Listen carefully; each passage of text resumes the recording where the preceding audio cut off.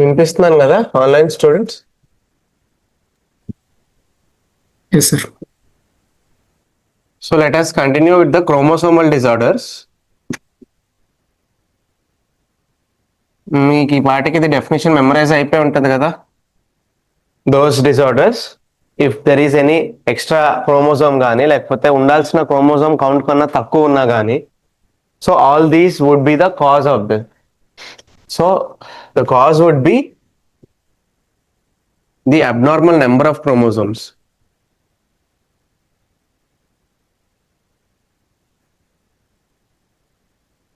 That would be the cause of these chromosomal disorders. And we have seen that basically they are the three types. Types అనే కంటే కూడా three diseases more commonly seen, which are the Down syndrome, which is related to the extra chromosome. Next the Turner syndrome, Klinefelter ఉంది. So down syndrome చూసుకుంటే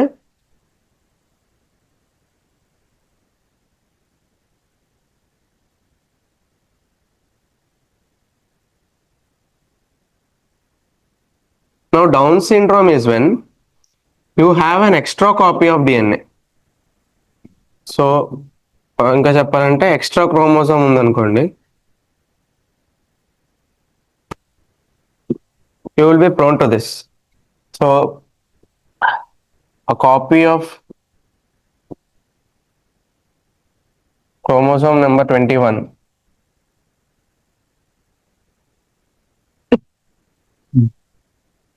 ఈ chromosome number 21 అనేది extra copy ఉండడం వల్ల you will see that the person will be affected with the down syndrome.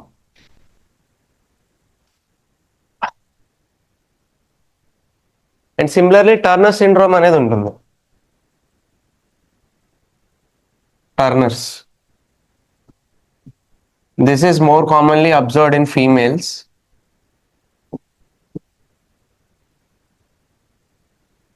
So which is common in females, and this is not because of the presence of an extra chromosome. It is actually the absence or the loss of X chromosome in females. Okay, basically female అంటే మన chromosome X కదా. ఇప్పుడు if at all one X is lost, then this syndrome will be happening. So loss of X chromosome in females is the reason. Okay, and this is W, down, liver WN, Down syndrome. ఇంకొకటి ఇక్కడ ఏదైతే extra copy of chromosome 21 ఉందో, this is called the ట్రైసోమీ of chromosome. పేరు ట్రైసోమీ అంటారు. Chromosome number 21, that is with respect to the down syndrome. Okay, so ఈ కేసులో ఎన్ని number of chromosomes ఉంటాయి ఒకటి ఎక్స్ట్రా ఉండడం వల్ల? బేసికల్లీ క్రోమోజోమ్ నెంబర్ ఎంత ఉండాలి హ్యూమన్స్ లో? It has to be 23 pairs and which is 46 chromosomes. అవునా? గోల్డెన్ రూల్ ఇదే కదా. But if the person is being affected with the Down syndrome,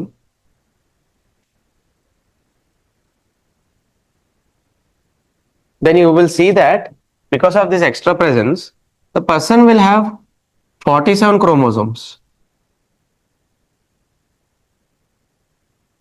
అవునా?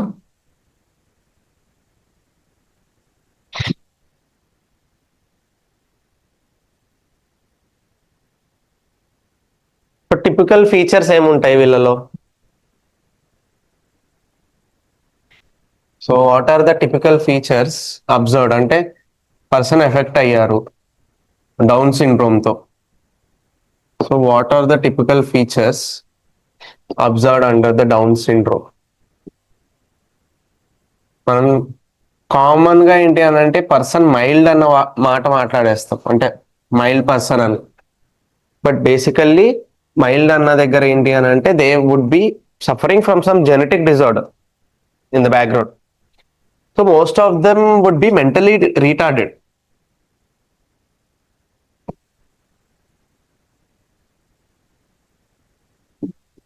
Okay. And with respect to their growth and development, Goda, you will observe that their growth and development is not as usually seen in the other humans. So వాళ్ళ stature ఎలా అంటే it is short అనమాట. They have a short stature. అందుకే observe చేయండి, వాళ్ళు ఉండడం కూడా ఇట్లాగా స్టిల్ గా నిలబడి ఉండరు, కొంచెం ఇట్లాగా బెండ్ అయి ఉండడం కానీ అలా ఉంటూ ఉంటారు. And they have a small round head. Observe చేశారా?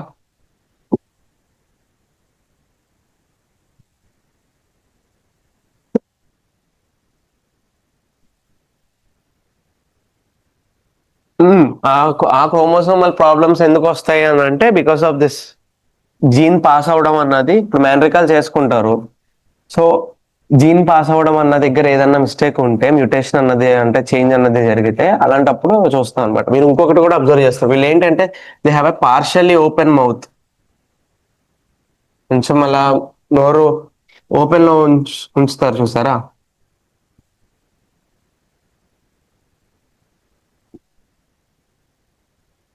They have a partially open mouth.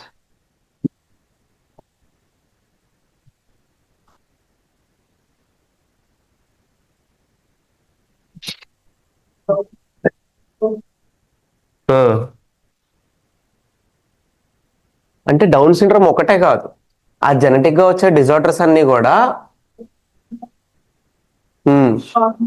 ఉంటారు. అవి ఎందుకు అని అంటే ఈ వీటి కారణంగా.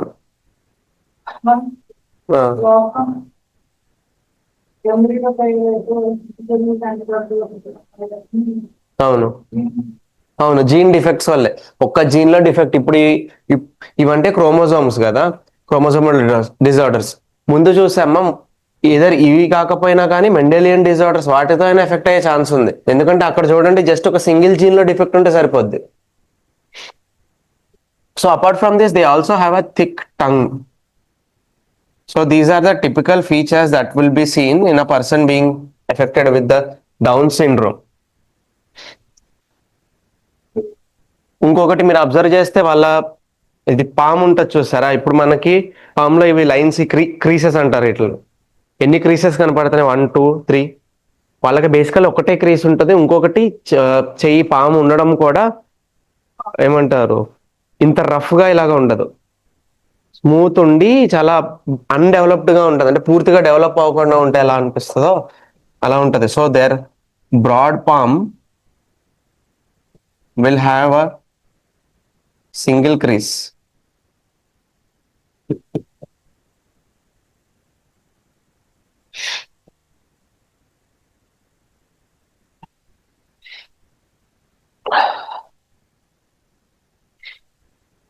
ఇంకొకటి తెలుసా, ఇప్పటి వరకు కూడా ఒక స్టాండర్డ్ ట్రీట్మెంట్ ప్రోటోకాల్ అన్నది లేదు దీనికి. So there is no single treatment protocol for this down syndrome so far.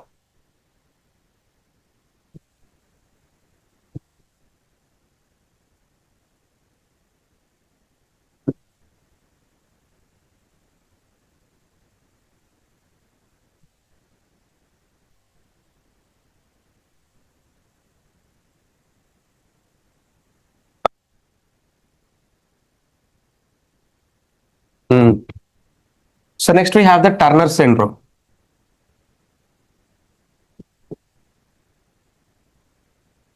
Turner's చెప్పాను కదా, most commonly seen in the females, and that because of the loss of X chromosome. Chromosome అన్నది పూర్తిగా it is missing. So ఇంకొకటి ఇక్కడ మీరు ఏం చెప్పొచ్చు, because of this chromosome number will be less than usual. Usual గా ఉండే 46 కన్నా కూడా it will B 45 here. And the X chromosome will be entirely lost here. So the individual or the female will have 45 chromosomes. అంటే ఇక్కడ ఏమని రాయొచ్చు అని అంటే, common in females,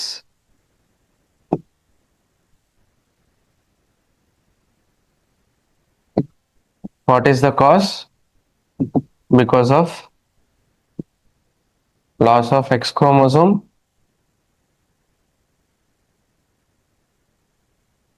So what will the chromosome number?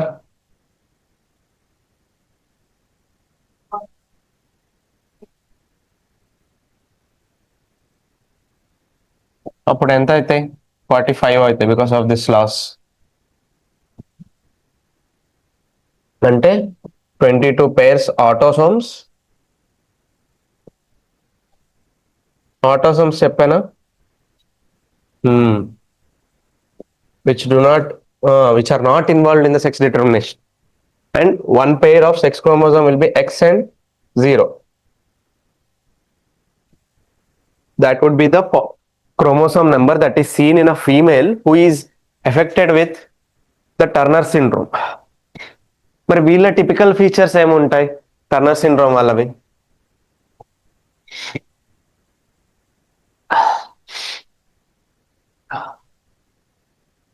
So most probably females లో observe చేస్తాం కదా.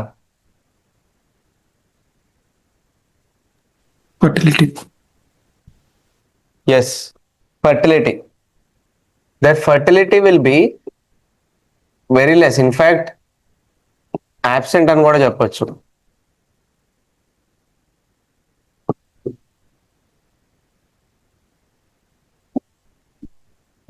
ఎందుకు why fertility will be less అనో లేకపోతే ఈవెన్ absent అనో? What's the reason behind it? Because basically all these defects in the genes will result in no proper expression of the traits. Alane, they will not be ensuring the proper growth and development.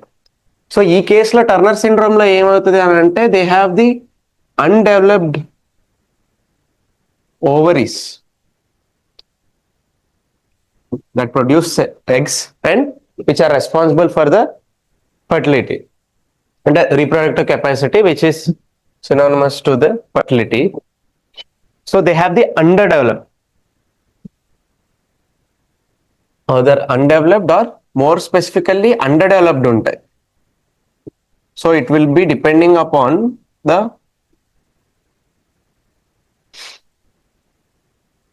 individual female or the gene. So the health of the gene will determine this. So apart from this, if you consider this as the primary, sexual characteristic, there is also the secondary characteristics. They will also be lacking. So there will be a lack of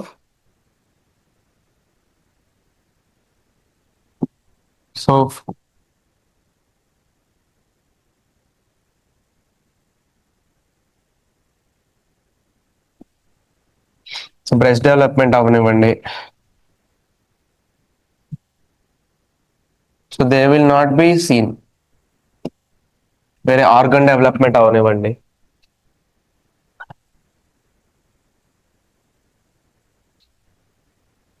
That was with respect to the Turner syndrome. You have to learn. Next is the Klinefelter syndrome.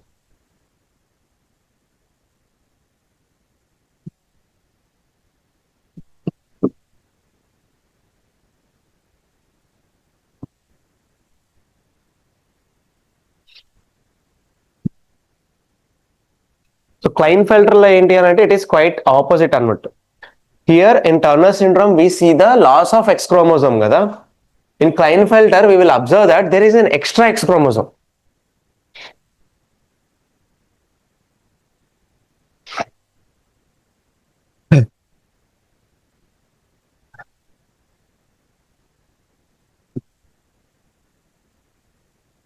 So it is caused due to presence of an additional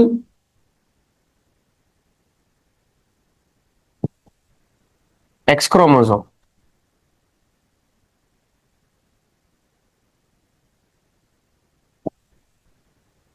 And most probably it will be seen or it will be observed in the male category individuals.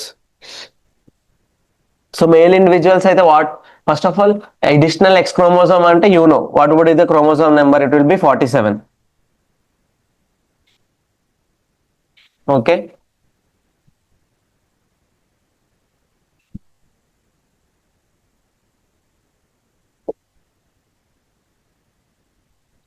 this will be 44 and this is 1 sex chromosome.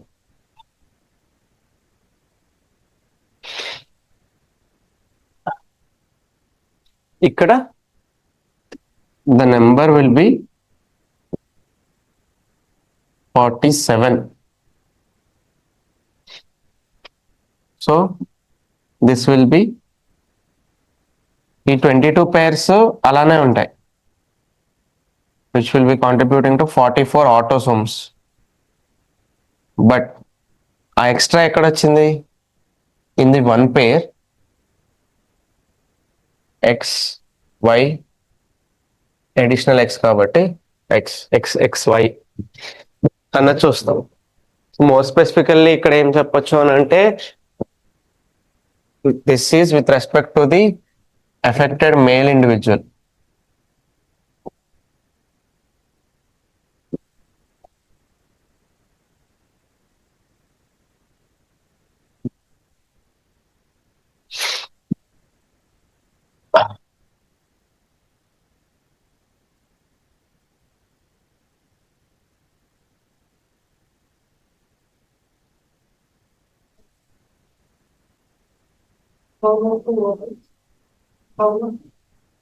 Underdeveloped actually, రెండు ఒకటే రాశాను.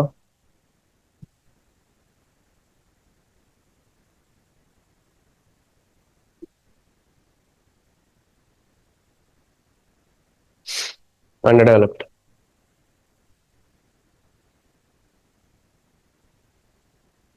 So most probably ఏంటి అని అంటే ఈ crane filters అనేది it will observed in the male. Okay, XY ఉండే వాళ్ళలో ఎక్స్ట్రా రావడం అన్నది.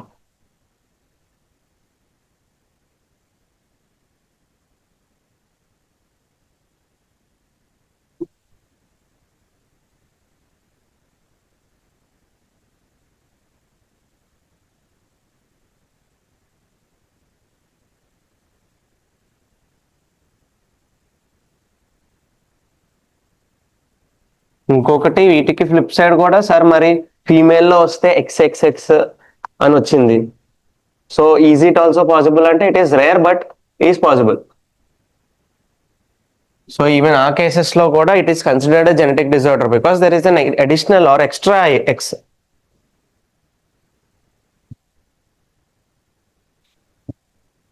So what typical features you would see with respect to the Klinefelter?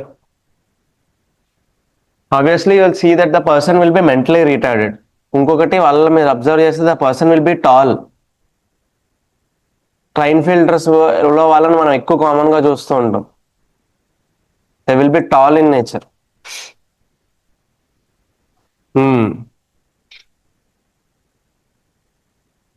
అయితే ఇంకొకటి ఏంటి అని అంటే because of an additional X, basically XY ఉంటే మేల్ క్యారెక్టరిస్టిక్స్ వస్తాయి. అడిషనల్ ఎక్స్ రావడం వల్ల ఏంటి అంటే ఆ పర్సన్ లో we will also be seeing female characteristics being expressed because of the additional X chromosome.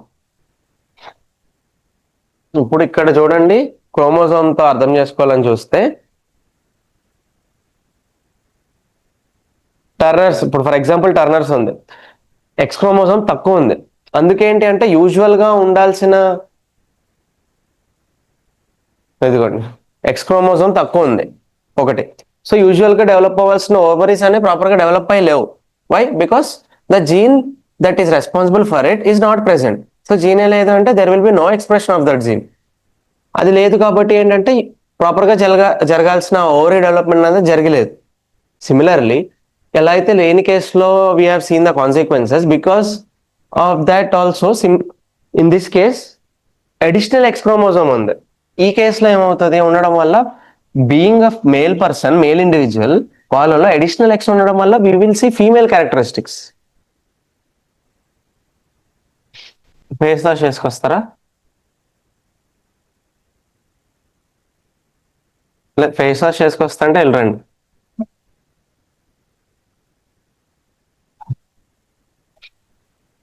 So the typical features that you have to note here are that ప్రతిసారి typical అవసరం లేదు. The features you see with respect to the Klinefelter syndrome are that the person will be tall, okay, and he'll be mentally retarded.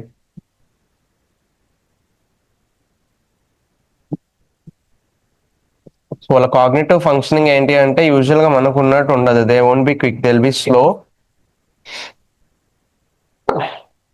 And because of the presence of this additional X,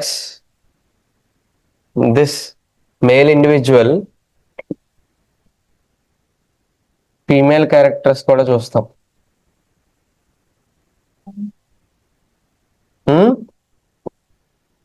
ఏంటది?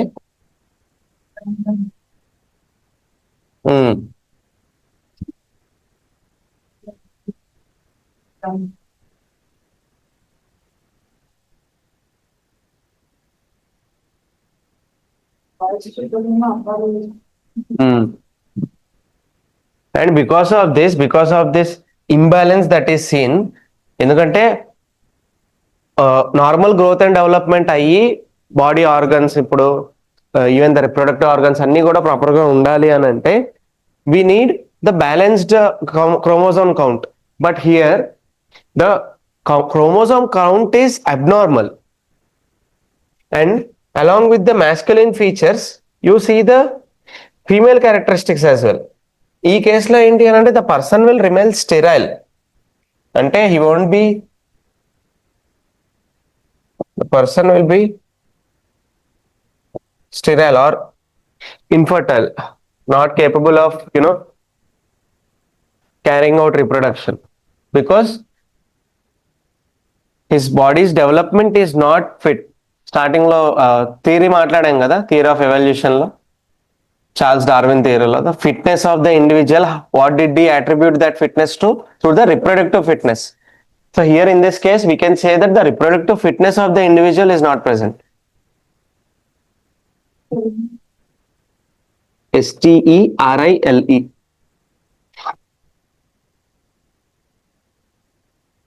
So that is all with respect to the chromosomal disorders. So if you have any doubts, please let me know. Health and diseases start church. Venkatesh? Sir, no doubts. Okay. Soumya, Riddhi, Susmita, and other Venkatesh.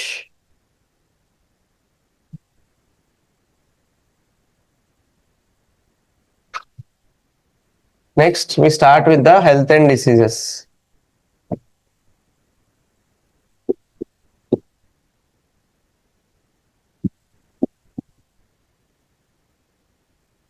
So we know that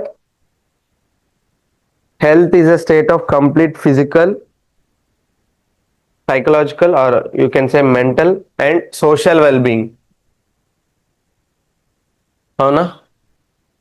That definition is given by the WHO, which is the World Health Organization. It defined health as state of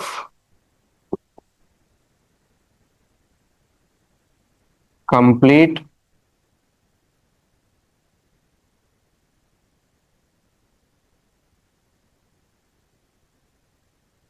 physical, mental and social well-being.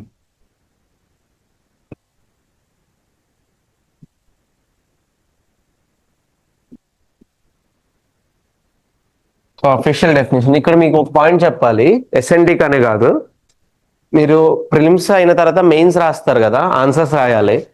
So answers రాస్తూ ఉన్నప్పుడు if there are some terms like this, ఇప్పుడు ఇది చాలా basic term health అన్నది, ఇలా కాకుండా మీకు కొన్ని టెక్నికల్ టర్మ్స్ అవనివ్వండి, లేకపోతే డిఫైన్ చేయాల్సిన టర్మ్స్ వస్తాయి. ఇప్పుడు ఏఎంఆర్ కానీ లేకపోతే ఎక్కువ ఎకానమీ ఇలాంటి వాటిలో చూస్తాం. ఓకే, అలాంటి లేకపోతే పాలిటీలో అవనివ్వండి, టర్మ్స్ డెఫినేషన్ మీరు ఇస్తూ ఉన్నప్పుడు it is better if you give the standard definition. అంటే ఈ ఇంటర్నేషనల్ ఆర్గనైజేషన్స్ అవనివ్వండి, లేకపోతే మన సెంట్రల్ గవర్నమెంట్ డిఫైన్ చేస్తూనే ఉంటాయి అవనివ్వండి. If you give those definitions it will be a good value addition to the answer. ఇప్పుడు జనరల్ గా అందరూ ఆన్సర్ రాసే వాళ్ళు డిఫైన్ చేయడం ఏంటి అంటే they will give the general understanding of their the topic. దానికి సంబంధించిన డెఫినేషన్ వాళ్ళ ఓన్ వర్డ్స్ లో వాళ్ళు డిఫైన్ చేసి పెడతారు.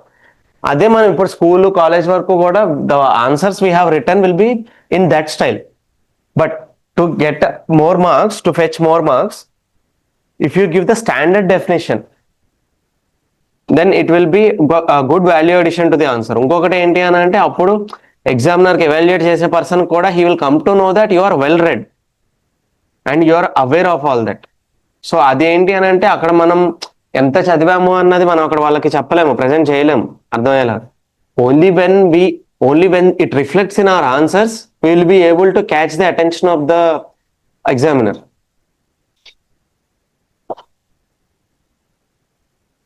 సో మీకు తెలుసు బేసిక్ ఏమంటారు, some components for good health ఏముంటాయి? What are the basic components for good health? Taking the vitamins and the protein intake. So all that can be considered as part of a balanced diet. ఇవి NCERT బేస్లో ఇలా ఇచ్చున్నారు, అందుకు mention చేస్తున్నా. ఎందుకంటే ఇలాంటివి in case general science మీద question అడిగేలాగా అయితే if they go to the basic they will give us the options or the statements గా ఇచ్చేసి how many of the following are the components for good health అన్నట్లు అడుగుతారు. But such type of questions you may not expect in group 1. So just awareness, for the sake of awareness, you know this ante. So next you have the personal hygiene. It is also a component of good health. Then you have the regular exercise.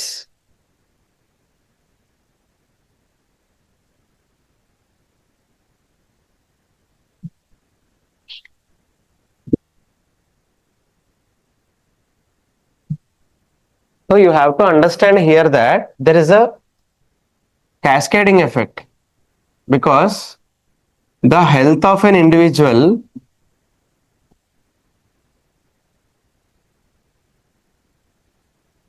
if he is healthy, then you can see that he is efficient at his work.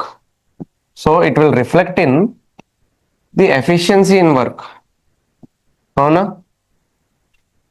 If at all he is efficient, you will come to know that the productivity that he achieves with his everyday life, everyday work will increase. Because of that, all the entire working class being productive will ensure the economic prosperity of the nation. This is relation actually. How health of an individual will ensure the health of the society and the development of the nation as a whole.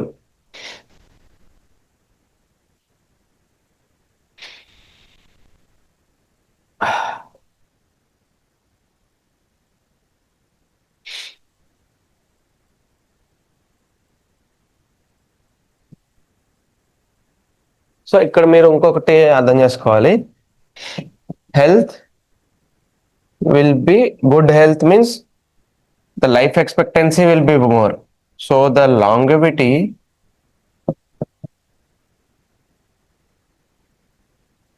will be ensured. Because of this, there will be fall in the తెలుసా ఈ రెండు?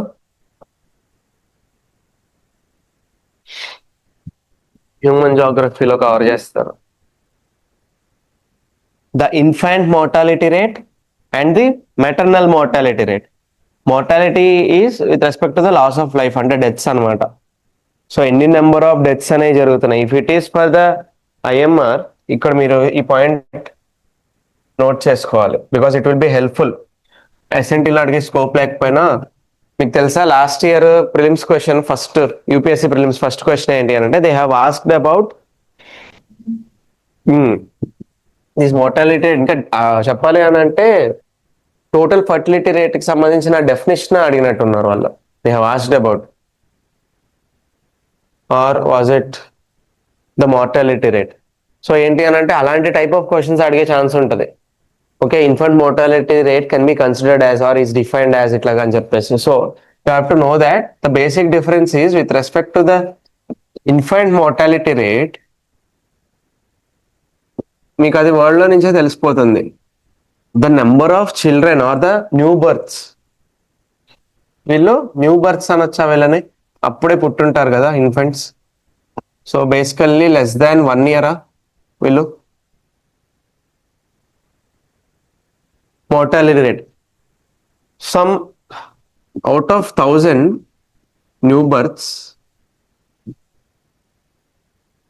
ఎంతమంది చనిపోయారు అన్నది will be given as the infant mortality rate in a year. But the maternal mortality rate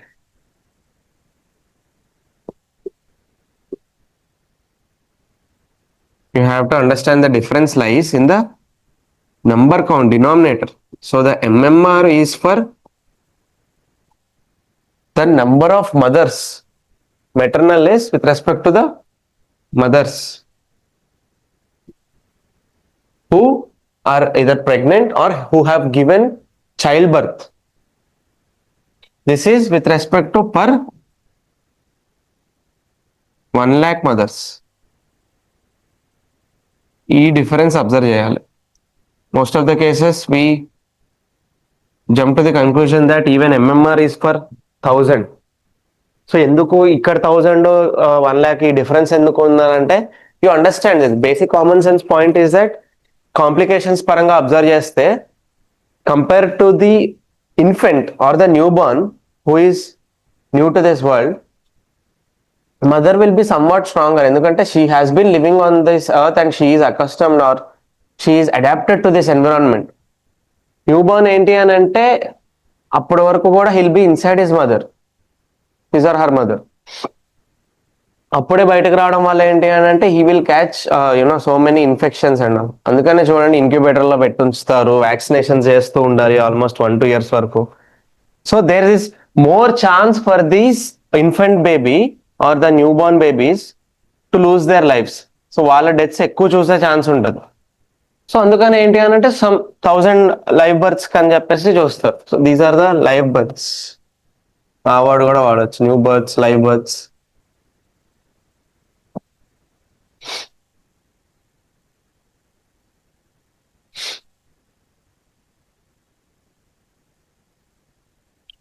so ఇక్కడ ఏంటి అని అంటే in order for us to ensure that we have good health, we need to ensure our practices are good. So what are the practices with respect to good health? ఇవన్నీ కూడా these are the points that have been covered in the NCERTs. So first of all we have to be aware about the diseases. ఇప్పుడు మనం చేయబోయేది అదే, a disease వెళ్ళొస్తారా face same అవుతుంది. Awareness of the disease, only then we will be able to either ఏమైంది. అవునా, chair change చేసుకోండి, అది కుషన్ ఉంది కదా దానికి.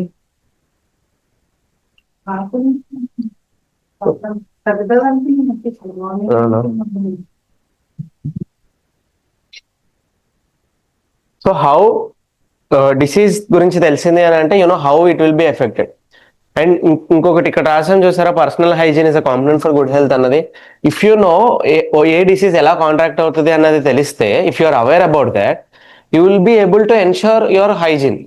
ఫర్ ఎగ్జాంపుల్ కోవిడ్ ఉంది, అప్పుడు ఏంటి అంటే if we are aware that COVID will be spreading through the air, లేకపోతే in contact with the person who is infected, will be able to take measures like preventive measures అన్నాం కదా, వాటిని mask పెట్టుకోవడం అవనివ్వండి, రెగ్యులర్లీ శానిటైజ్ చేసుకోవడం to kill the virus germ అన్నది.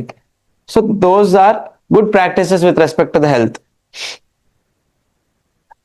And if you know that how a disease is caused, you will be knowing which part of the body will be affected because of it and how our regular or normal bodily functions will be affected. అది కూడా తెలుసుకోవచ్చు. So వాటి వల్ల ఏంటి అంటే we will be able to make sure or take steps, rest తీసుకోవడం అన్నా అవనివ్వండి, లేకపోతే we can do that and we can restore our health, we can bring it back to normal. లేదు అని అంటే this is the natural process. అలా కాకుండా what are the other practices? ఇందాక ఎగ్జాంపులే ఉంది, the case of COVID-19. So ఎంతకాలం అని చెప్పి అలాగా మాస్క్ పెట్టుకొని మనం ప్రివెంట్ చేయొచ్చు? More stronger form of prevention is the vaccination. ఇంకొకటి వ్యాక్సినేషన్ గురించి మాట్లాడుతూ ఉన్నప్పుడు there is the herd immunity. మీకు తర్వాత చెప్తాను. జనరల్ గా నార్మల్ ఇమ్యూనిటీ అంటే తెలుసు కదా మీకు, our ability are our body's mechanism, defence mechanism to fight against the foreign diseases. So COVID-19 term లో ఈ హర్డ్ ఇమ్యూనిటీ అనేది ఫేమస్ అయింది, వినున్నదా? హర్డ్ అంటే basically it's a crowd, a group of people. So జనాల మధ్యలో ఉండడం వల్ల అయింది కదా. జస్ట్ ఇమాజిన్, ఒక పర్సన్ ని వ్యాక్సినేట్ చేయడం వల్ల he will be free from the disease. అంటే ఉన్న it will be inside him, it won't be affecting. అంటే ఏమంటారు, అదంతగా స్ప్రెడ్ అవ్వడం అనేది జరగదు.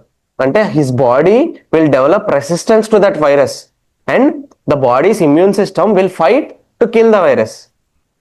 వ్యాక్సినేషన్ వల్ల బెనిఫిట్ అదే. Just imagine if the people who are vaccinated, ఇప్పుడు ఈ లొకాలిటీ ఉంది మన ఉన్న రీజన్, ఈ లొకాలిటీలో అందరూ కూడా వ్యాక్సినేషన్ ఏం చేసుకున్నారు, then in such cases you will develop the herd immunity. అంటే it is not with respect to one person, it is with respect to the entire group.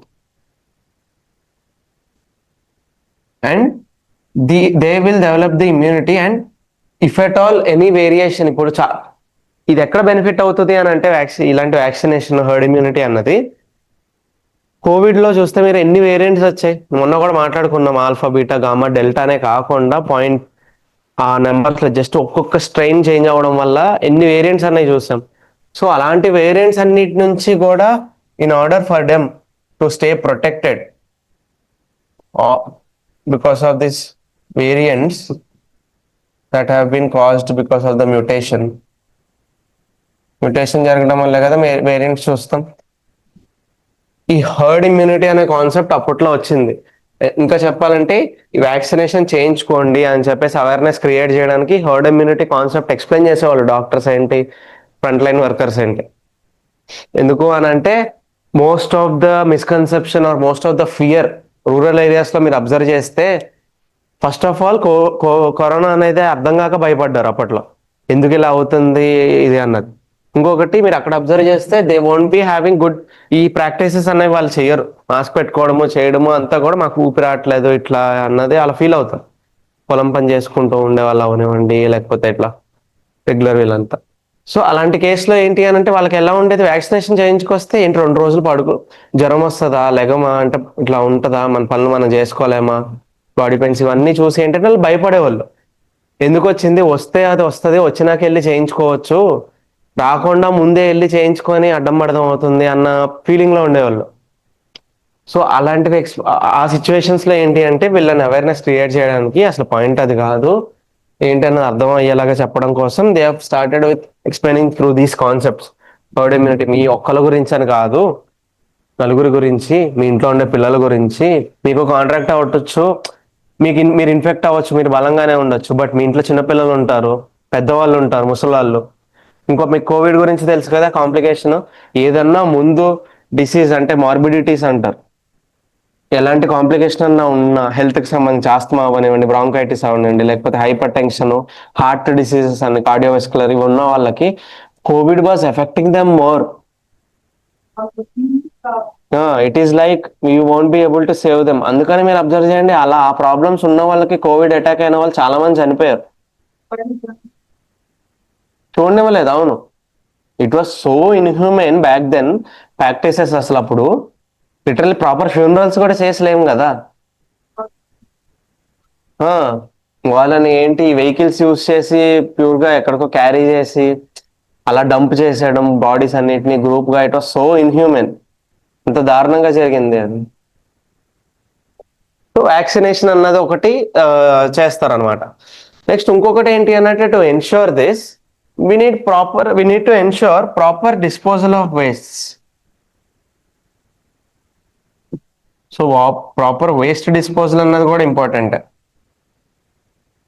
లేకపోతే రైనీ సీజన్స్ లో అబ్జర్వ్ చేయండి, waste ఎక్కడ అయితే అక్కడ dispose అయిపోయింది అని అంటే water will stagnate there. Water stagnation అయితే మస్కిటోస్ బ్రీడింగ్ అవుతాయి, మస్కిటో బ్రీడ్ అవ్వడము, కౌంట్ పెరగడం, ఇక్కడక్కడ మస్కిటో బైట్స్ ఎన్ని. అందుకని మీరు అబ్జర్వ్ చేయండి, మాన్సూన్ సీజన్ అవ్వగానే స్పైక్ ఇన్ డెంగ్యూ కేసులు అవనివ్వండి, మలేరియా కేసులు స్పైక్ చూస్తాం. ఒక్కసారి ఎన్ని కేసులు రికార్డ్ అయినాయి లాస్ట్ ఇయర్ తెలంగాణ ఇదే టైంలో నాకు తెలిసి అసలు లిటరల్లీ చాలా రికార్డ్ అయినాయి. జస్ట్ ఒక వారంలో 4,000 దాకా అలా డెంగ్యూ కేసులు రికార్డ్ అయ్యేవి.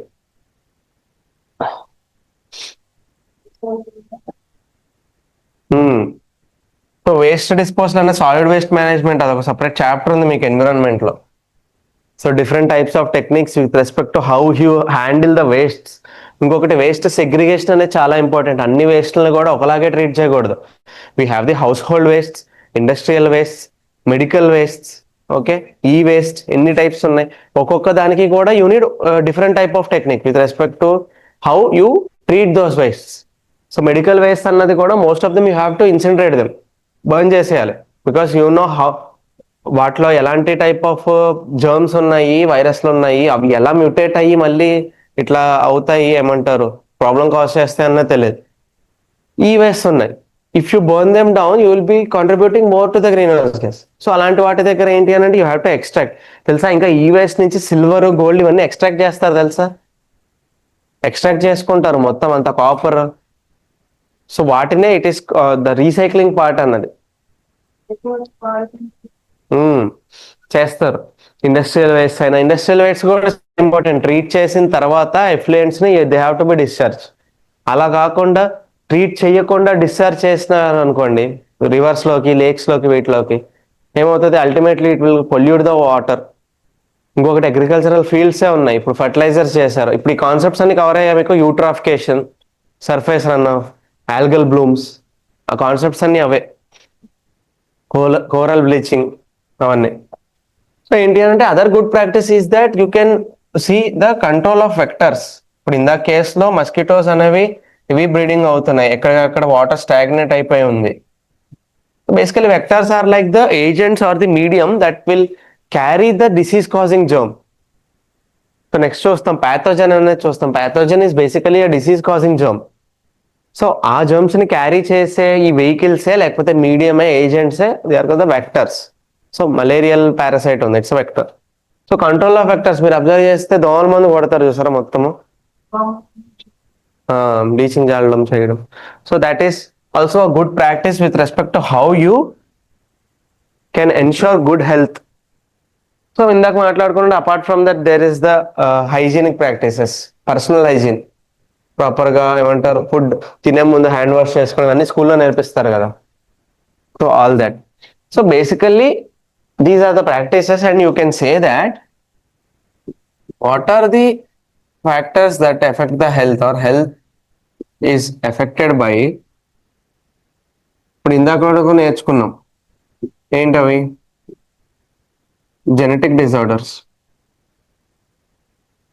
as per the NCERTs, this, and there will be the contraction of infections కూడా వచ్చే ఛాన్స్ ఉంది, అవునా. అండ్ రీసెంట్ టైమ్స్ లో our health is more affected because of the lifestyle that we have. మొన్న కొన్ని points మాట్లాడున్నా, ఇప్పుడు software employees ఉన్నారు, ఇప్పుడు సీడెంటరీ లైఫ్ స్టైల్. ఇప్పుడు మీరే చూడండి, చిన్న ఎగ్జాంపుల్, మార్నింగ్ నుంచి అదే పనిగా కూర్చొని వింటూ ఉన్న వాళ్ళ బ్యాక్ పెయిన్ అని చెప్పి లేచారా ఇప్పుడే. That's a small example. అలాంటిది జస్ట్ ఇమాజిన్ 9 to 11 వర్క్ చేస్తూ ఉంటారు సాఫ్ట్వేర్ ఎంప్లాయీస్, అదే పనిగా సీడెంటరీ లైఫ్ స్టైల్, కూర్చొని ఏం చేయరు, ఎలాంటి ఫిజికల్ యాక్టివిటీ ఉండదు. But to ensure good health we have ensure that regular exercise is important. At least walking చేయాలి. Walk 5 to 10 minutes brisk walking will help in the heart health, will help in setting the blood pressure to normal. అవన్నీ జరుగుతాయి. So ఈ life style గురించి మాట్లాడాల్సి వస్తే అసలు we can elaborate more and more. Okay, అలా sedentary lifestyle అని చెప్పి, లేకపోతే కన్జ్యూమింగ్ ఫుడ్ ఏదైతే కన్జ్యూమ్ చేస్తున్నారో, if you're consuming good fresh food, it won't be affecting your health too much. Packaged foods తినండి, వాట్ విల్ హ్యాపెన్, లేకపోతే ఈ ఏవైతే ఆర్డర్ పెట్టుకొని తినడం చేయడం. ఇప్పుడు సాఫ్ట్వేర్ ఎంప్లాయీస్ అదే చేస్తారు. Most of my classmates and colleagues వాళ్ళు ఏం చేస్తారు తెలుసా ఫ్రెండ్స్, ఆర్డర్ పెట్టేసుకుంటారు డైలీ, ఆల్మోస్ట్ అవే బిర్యానీ అవే మసాలాలు ఇవి తింటూ ఉంటారు. గ్యాస్ట్రిక్ ప్రాబ్లమ్స్ అబ్జర్వ్ చేస్తారు, ఒబెసిటీ, ఫ్యాట్ ప్రాబ్లమ్స్ అబ్జర్వ్ చేస్తాము మొత్తం అంతా. So that's a big mess. అనవసరం.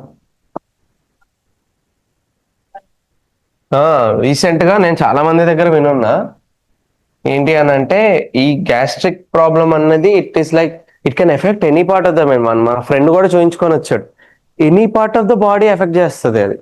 సో బ్రెయిన్ ఎఫెక్ట్ చేసింది కూడా ఉంది అంట, డాక్టర్ దగ్గర నుంచి విన్నా నేను. బ్రెయిన్ ఎఫెక్ట్ చేయడం, లేకపోతే బ్యాక్ బోన్ పెయిన్ వస్తూ ఉంటుంది, స్పైన్ పెయిన్ వస్తూ ఉంటుంది, సమ్ పార్ట్స్ ఆఫ్ ద ఎలా వస్తూ ఉంటుంది. సో ప్రాపర్ టైంకి ప్రాపర్ ఫుడ్ తీసుకోవడం అన్నది నిజంగా అంత ఇంపార్టెంట్ యాక్చువల్లీ. ఒక్కసారి ఇట్లా డిలే అయిపోయినా.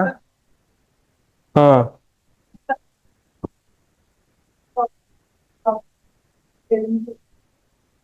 అవును, అవును, ఇంట్లో వస్తాయి. ఇంకొకటి మీరు అబ్జర్వ్ చేస్తే, అవును, అవును, కొట్టిస్తారు, అవును. జస్ట్ అట్లా అనడం వాళ్ళ వాళ్ళ ఫీలింగ్ ఏంటి అని అంటే ఈ గ్యాస్ అన్నది ఇట్స్ లైక్ సమ్ బబుల్ లాగా ఉంటదేమో లోపల, అది అట్లా అనడం వల్ల ఫ్రీ అవుతుందేమో ఉమ్, అని. So this effect will be any change. ఇప్పుడు ఎలా అయితే జీన్ వీటిలో చేంజ్ అవడం వల్ల వి సీ సమ్ డిఫెక్ట్స్ అన్న ఎలా చూసామో, బికాస్ ఈ మ్యాక్రో ఫ్యాక్టర్ ఏదైతే ఉందో which is visible to the outside the health, the effect of health will be seen or will be presented through the diseases. అవునా? And those organisms that cause the disease are called the pathogens. So basically these are the disease causing organisms.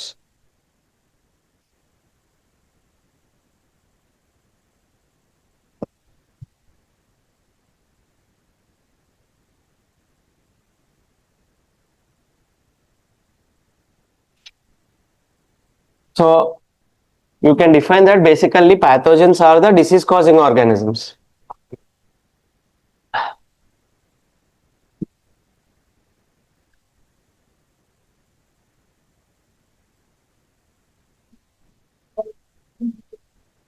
Maybe. Yeah. Malarial parasite ఇందులోకి వస్తాయి. More specifically ఇప్పుడు for example sub division చూస్తాం. Pathogens can be, they can be bacteria, they can be virus. ఎందుకంటే bacteria disease cause చేసే chance ఉంది, virus cause చేస్తుంది, fungi cause చేస్తుంది, protozoa ఇప్పుడు మీరు అన్న మలేరియల్ పారాసైట్ ఉంది. నెక్స్ట్ హెల్మిన్స్ అని ఉన్నాయి, మనం ఇప్పుడు కవర్ చేసాం, గుర్తున్నాయా క్లాసిఫికేషన్స్ ఆఫ్ ఆర్గానిజమ్స్ లో.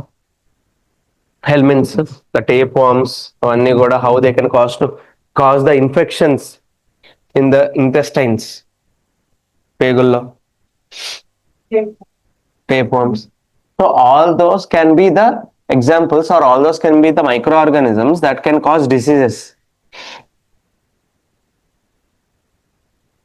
సో మీరు అన్నట్టు పారాసైట్ అనేది ఉంది. బేసికలీ పారాసైట్ ఏంటి మీకు ఎన్విరాన్మెంట్ లో కవర్ చేసినప్పుడు, parasite is any organism, a dependent organism.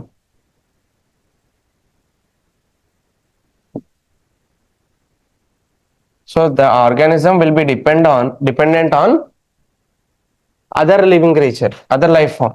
So this dependence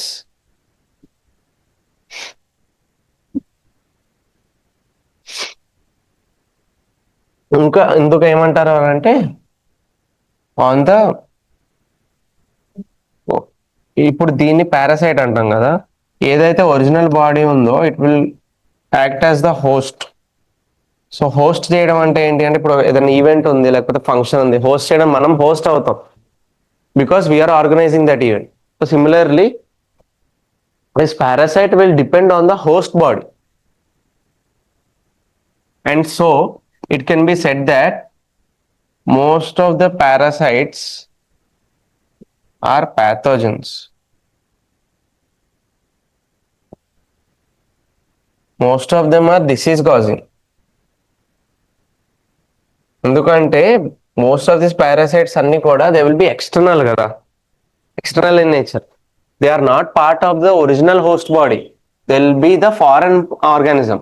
మీకు వైట్ బ్లడ్ సెల్స్ అప్పుడు ఏం చెప్పాను, the body will consider the foreign organisms as harmful. So that is why the white blood cells and all will try to fight. So basically ఈ parasites ఏంటి అని అంటే they feed on the host body, they will derive their nutrients. వాటికి కావాల్సిన nutrients, వాటి growth కావాల్సిన supplements అంతా కూడా these parasites will derive them from the host body. ఇప్పుడు ఫర్ చిన్న ఎగ్జాంపుల్ ఉంది, మస్కిటో ఉంది, it will try to suck the blood from it. It's బేసిక్గా దానికి ఫుడ్ అది, న్యూట్రిషన్కి దాని further continuance.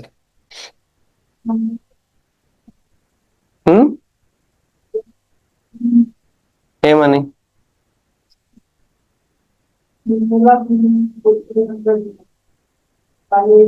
basically malaria is caused by the female mosquito, female anopheles mosquito. Male mosquito కొడితే కాదు. సైంటిఫికల్ ఎవిడెన్స్ ఏం చెప్తుంది అని అంటే it is caused by the female anopheles mosquito, మేల్ది కొడితే కాదు. Because female anopheles mosquito can act as the vector for the malarial parasite. మేల్లో ఏంటి అని అంటే, ఎందుకంటే వాటిలో కూడా if you observe deep down their bodily systems will differ కదా. So you can say that female anopheles ఏంటంటే it will support the malarial parasite.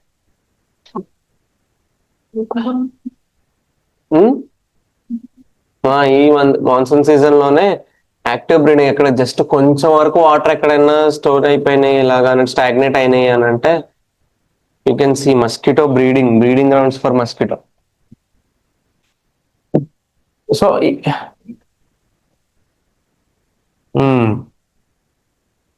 So ఇప్పుడు ఈ ప్యాథోజన్స్ వల్ల ఏమవుతుంది అంటే these pathogens will enter the body. When they enter from the outside, అవునా? And after entering they will multiply, their number will increase. And when they multiply, they interfere with the normal functioning. So రెగ్యులర్గా body perform చేసే functions ఏవైతే ఉన్నాయో this pathogen will try to interfere with it. What is the final outcome? You will see that morphologically there could be damaged.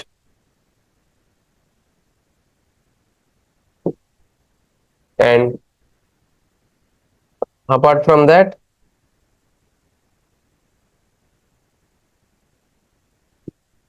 and also the internally you could see the damage with respect to its functions also, not just with the structure.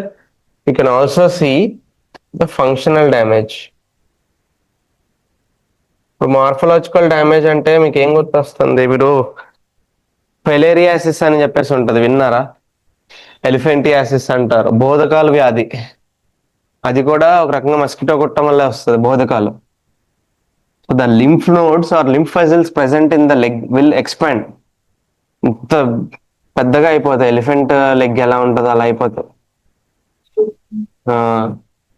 So morphological damage అంటే అలా. Functional damage అంటే with respect to how we perform our regular functions.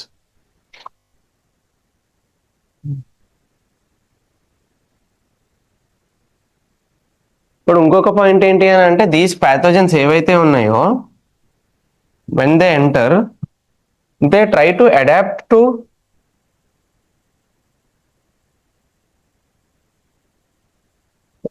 These pathogens. When they enter the body from the outside, they try to adapt to the environment inside.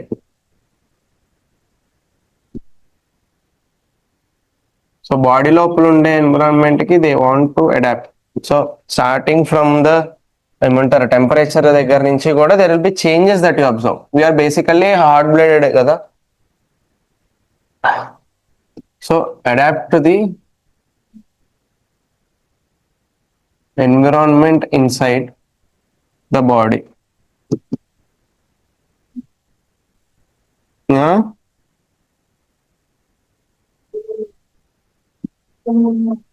Okay. దాని ఏంటంటే blood లో injection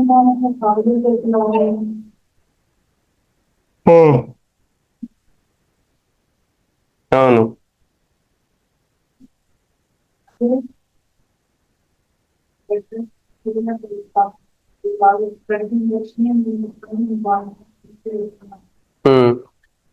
presence అంటే test లో different types లో ఉన్నాయి. ఇప్పుడు for example typhoid ఎలా తెలుస్తుంది, డెంగ్యూ ఎలా తెలుస్తుంది, వైడల్ టెస్ట్ అని చేస్తారు.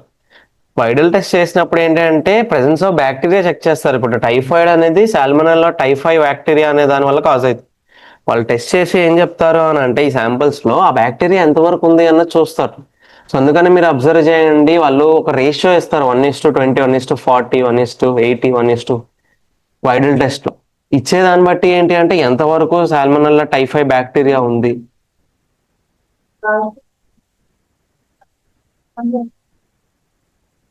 లాస్ట్ ఇయర్ ఎఫెక్ట్ అయ్యారు దేనివల్ల? ఓకే, తగ్గిపోయింది. ఓకే.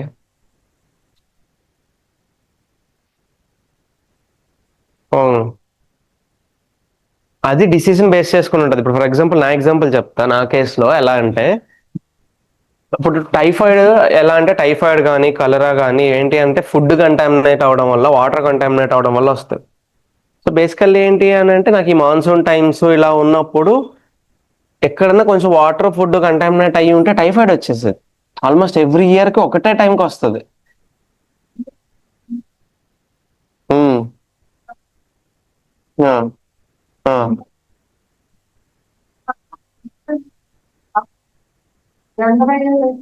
హాస్పిటల్లో ఉంది ప్లేట్లెట్స్ పడిపోతాయి. ఇప్పుడు అలాంటి వాటికి ఏంటి అని అంటే బయట ఫుడ్ వల్ల ఇలా జరిగే వాటి వల్ల ఇప్పుడు మీరు చెప్పిన డెంగ్యూ, ఇప్పుడు అది మస్కిటో బయటకి.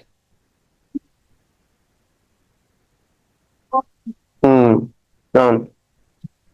సో అలా ఏంటి అంటే pathogens they adapt to the environment inside the body. ఇప్పుడు ఫర్ ఎగ్జాంపుల్ ఏమున్నాయి అని అంటే ఎలాంటి ఎన్విరాన్మెంట్ కి అడాప్ట్ అవ్వాలి. ఇప్పుడు ఫర్ ఎగ్జాంపుల్ ఏవైతే pathogens that enter the gut,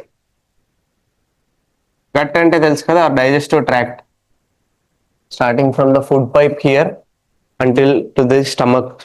ఈ గట్ ఏదైతే అంతా ఉందో you will observe that the pH is low. అవునా? Why is the pH low in the gut and the stomach? చెప్పగలరా online students? Venkatesh? Amino acid కాదు అది.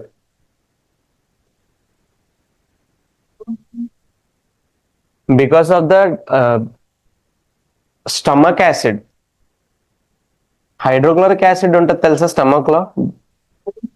Yeah, ఈ గ్యాస్ట్రిక్ ప్రాబ్లమ్, ఈ యాసిడ్ రిఫ్లక్స్ అంటారు. అప్పుడప్పుడు మీరు అబ్జర్వ్ చేయండి, గొంతు వరకు ఇట్లాగా నిండిపోయిన ఫీలింగ్ కలుగుతుంది. It's the acid reflux feeling.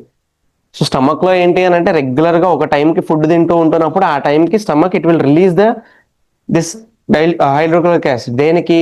Food digest అవ్వడానికి. Along with that stomach acid తో పాటు వేరే డైజెస్టివ్ ఎంజైమ్స్ కూడా వస్తాయి. ఎంజైమ్స్ ఆర్ ద ఏమంటారు, molecules are the agents that break down the food ని బ్రేక్ డౌన్ చేసేసి ఈజీగా డైజెస్ట్ అయ్యి వాటి నుండి ఎనర్జీ డిరైవ్ చేసుకోవడానికి they are the biological agents, enzymes. ఇవన్నీ కూడా ఏంటి అంటే టైంకి ఫుడ్ తీసుకొని లేము అని అంటే they will you know build up in the stomach. So అలా ఇంకా డిలే చేస్తూ ఇలా ఉంటూ ఉంటే ఏంటంటే యాసిడ్ రిఫ్లక్స్ అవుతూ ఉంటుంది అనమాట. సో అందుకని అసిడిటీ ఫామ్ అవ్వడం, యాసిడ్ ఫీలింగ్, ఏది తిన్నా కానీ అంత ఇట్లా బర్నింగ్ సెన్సేషన్ ఉంటూ ఉంటుంది, చెస్ట్ బర్న్ అవుతూ ఉంటుంది. సో ఏంటి అని అంటే all these are because of the stomach acid. అది మన మంచికే, ఫుడ్ డైజెస్ట్ అవ్వడానికే. ఎందుకంటే వేరియస్ టైప్స్ ఆఫ్ ఫుడ్ తింటూ ఉంటాం. సో సింపుల్ గా ఈజీగా డైజెస్ట్ అయ్యే ఇడ్లీ దగ్గర నుంచి రఫ్గా డైజెస్ట్ అయ్యే, ఇప్పుడు మటన్ ఉంది, చికెన్ ఉంది, మీట్ ఉన్నాయి, అవి చాలా ఎక్కువ డైజెస్ట్ అవ్వాల్సి వస్తుంది. ఎక్కువ టైం తీసుకుంటాయి డైజెస్ట్ అవ్వడానికి. ఇప్పుడు అందుకే అబ్జర్వ్ చేయండి, ఎప్పుడైనా మిడ్-నైట్ 12:30, 1 అప్పుడు మీరు మీట్ తీసుకున్నారు అంటే, నాన్ వెజ్ తిన్నారు అంటే, చికెన్ తిన్నా, మటన్ తిన్నాము, ఎర్లీ మార్నింగ్ ఏదైనా పని పడి 4, 5కి మీరు లేచి వెళ్ళిపోవాల్సి వస్తే అప్పుడు బ్రష్ చేస్తే మీకు తెలుస్తుంది అంత గొంతులోనే ఉన్న ఫీలింగ్ కలుగుతుంది. ఆ 3-4 గంటలు అది డైజెస్ట్ అవ్వదు. ఇంకొకటి వామిటింగ్ సెన్సేషన్ అవుతుంది చూడండి. అందుకే మీరు తిన్నది ఎంత హెల్దీ ఇంట్లో వండిన మీట్ అయినా కానీ ఆ వామిటింగ్ సెన్సేషన్ దేనికి? Because it is still being not digested. Digest అయ్యి లేదు పూర్తిగా. డైజెస్ట్ అయిపోతే పూర్తిగా ఇక్కడ వరకు ఉండదు, ఇటు వెళ్ళిపోతుంది. సో డైజెస్ట్ అయ్యి ఉండడం వల్ల వచ్చే ప్రాబ్లం అది, right? So that was with respect to those pathogens will try to adapt to the conditions that are present ikkada. This is the condition of having low pH. మీకు మొన్న మాట్లాడుకున్నాం కదా, లో pH అంటే అసిడికా బేసికా? న్యూట్రలా? కాదు, అసిడిక్. లో pH ఎప్పుడు కూడా acidic in nature. 7, if you are starting from 1 to 7, you consider is the acidic. 7 is the neutral, which is salt, and 7 to 14 is the base material. Next we have the immunity.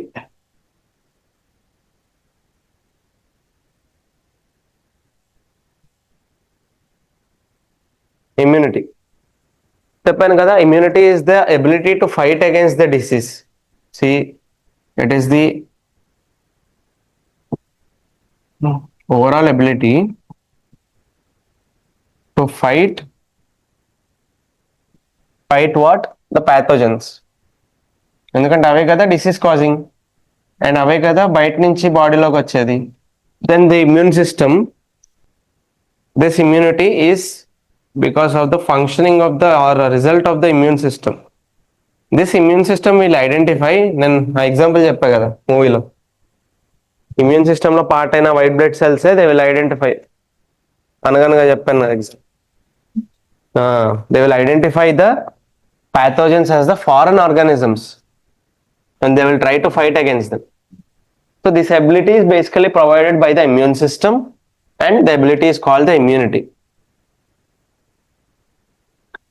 So దీనికి ఒక broader definition మీరు ఇవ్వాల్సి వస్తే, it can be broadly defined as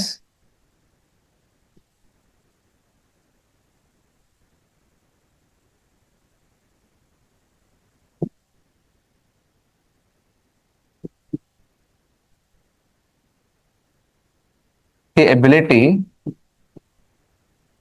or capacity of the body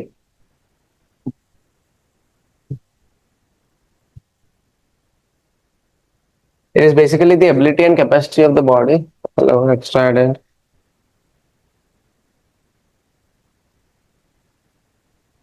The Ramesh added. It is basically the ability and capacity of the body to first stage to recognize or to identify the foreign material. అవునా, foreign organisms ఏవైతే బాడీలోకి రావాలని చూస్తాయో, to identify the foreign one, and then after identifying we have to neutralise them. ఏదో వాటిని చంపడమో లేకపోతే అవి వాటి ఎఫెక్ట్ బాడీ మీద లేకుండా చేయడం చేయాలి. So after identifying or recognising the foreign material you have to neutralise them.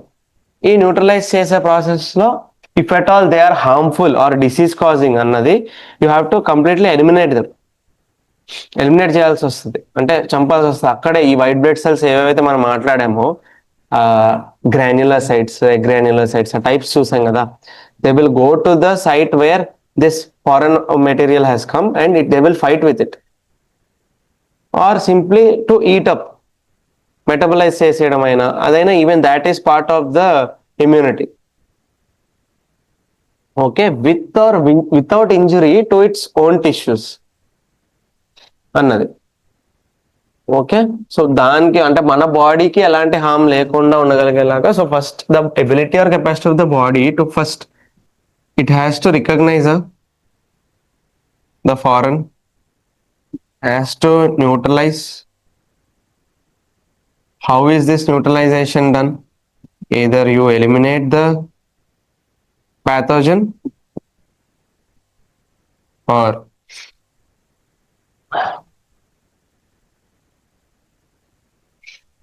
you metabolize. అంటే మెటబలైజ్ అంటే ఎన్గల్ఫింగ్, యూజ్ అప్ అయిపోయేలాగా చేయడం the foreign material, or simply foreign pathogen అని మాట్లాడదాం ఇక్కడ, ఇట్ విల్ బి క్లియర్.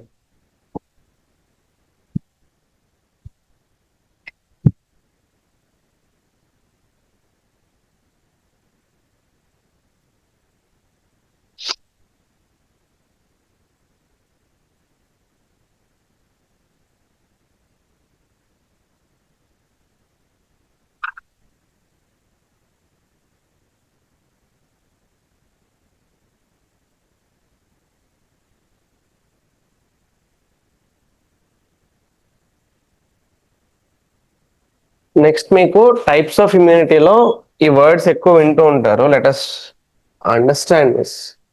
ఒక పని చేద్దాం, ఇది డివైడ్ చేద్దాం. We try to divide this into 4 parts and we'll learn. ఇప్పుడు ఇది ఉంది, టేబుల్ లాగా కాదు, జస్ట్ మీకు అంతా ఒక దగ్గర కవర్ అవడానికి చెప్తున్నా. We have the active immunity.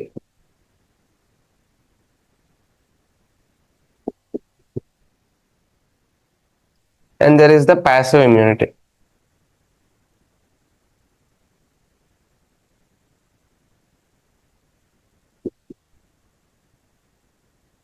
And there is the innate immunity. That immunity which is acquired. Innate గా ఉండడం అని అంటే పుట్టినప్పుడు ఉంటుంది చూస్తారా. And there is the acquired.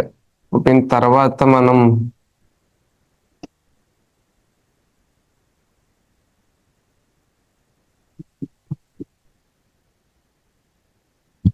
acquire చేసుకుంటాం. These are the 4 types. So first of all active immunity అన్నది ఏంటి అని అంటే, మీకు యాంటీజెన్స్ యాంటీబాడీస్ డిఫరెన్స్ చెప్పానా. యాంటీజెన్స్ ఆర్ ఈ డిసీజ్ కాజింగ్ జర్మ్స్, ప్యాథోజన్స్ ఏవైతే బాడీలోకి ఎంటర్ అవుతాయో, they will enter the body and they will release antigens.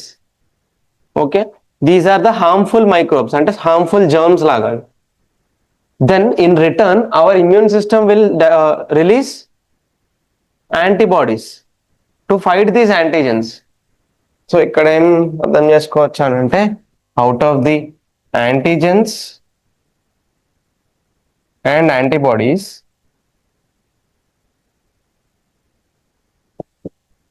First రెండిట్లో ఏది హార్మ్ఫుల్? ఇవి హార్మ్ఫుల్, ఇవి హెల్ప్ఫుల్. యాంటీజెన్స్ ని ఎవరు ప్రొడ్యూస్ చేస్తున్నారు ఆర్ రిలీజ్ చేస్తున్నారు? ప్యాథోజన్ రిలీజ్ చేస్తుంది. యాంటీబాడీస్ ని or immune system.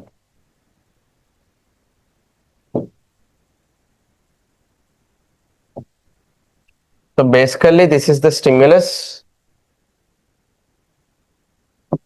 and this is the reaction or the response.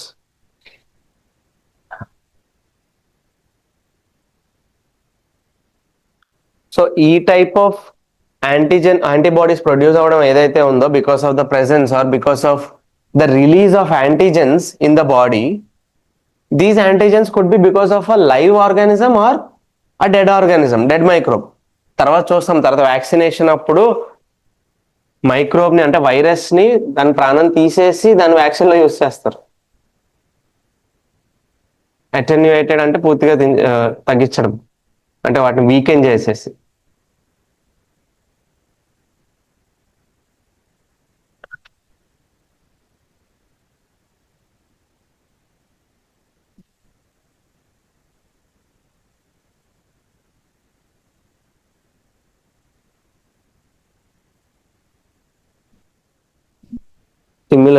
సిమ్యులస్ అంటే ఏంటంటే one that change, simple change in environment.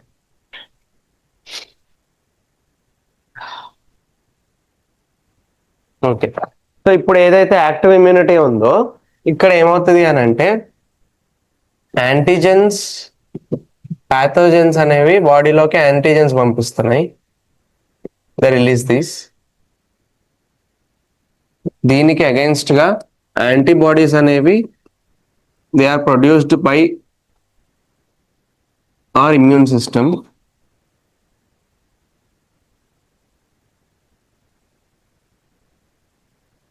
This process is the active immunity.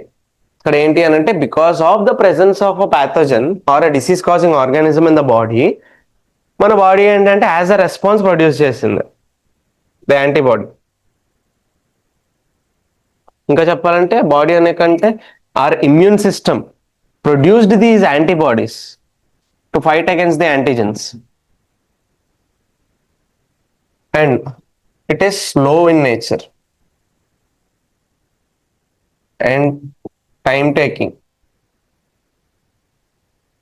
So ఎఫెక్టివ్గా దాని full response అన్నది రావాలి అంటే ప్రొడ్యూస్ అయిన యాంటీజెన్స్ కి ఫుల్ స్కేల్లో యాంటీబాడీస్ అన్ని డెవలప్ అవ్వాలి, యాంటీబాడీస్ అన్ని ఫైట్ చేయాలి యాంటీజెన్స్ తో అన్నది జరగాలి అంటే it requires some time for the full effective response. So ఇక్కడ మనకి ఎగ్జాంపుల్స్ ఏముంటాయి చెప్పండి, ఇలాంటి సిచ్యువేషన్ ఎప్పుడు అబ్జర్వ్ చేస్తాం? ఇలా ప్యాథోజన్స్ అన్నవి when can they infect? If there is any natural infection, natural గా మీకు ఇప్పుడు సీజనల్ గా ఇప్పుడు వైరల్ ఇన్ఫెక్షన్స్ అవి అవుతూ ఉంటున్నాయి. లేదు అని అంటే జలుబు చేస్తూ ఉంటది. So because of some natural infection that we contract, the pathogen will produce the antigens in the body and our immune system will try to fight against those antigens by releasing the antibodies. ఇక్కడ clear. Natural infection కాకుండా there is also one example where you can see this active immunity. చెప్పగలరా ఎక్కడ?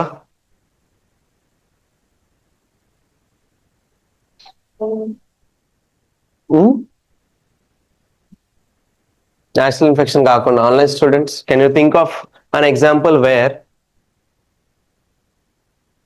Vaccination చేస్తున్నప్పుడు మీకు vaccination principal తెలుసా? Basically ఏం చేస్తారు, ఏం ఇంజెక్ట్ చేస్తారు అన్నది ఇందాక అంటున్నా కదా, చంపేసిన వైరస్ అవనివ్వండి లేకపోతే weakened form of the virus ని బాడీలోకి పంపిస్తారు.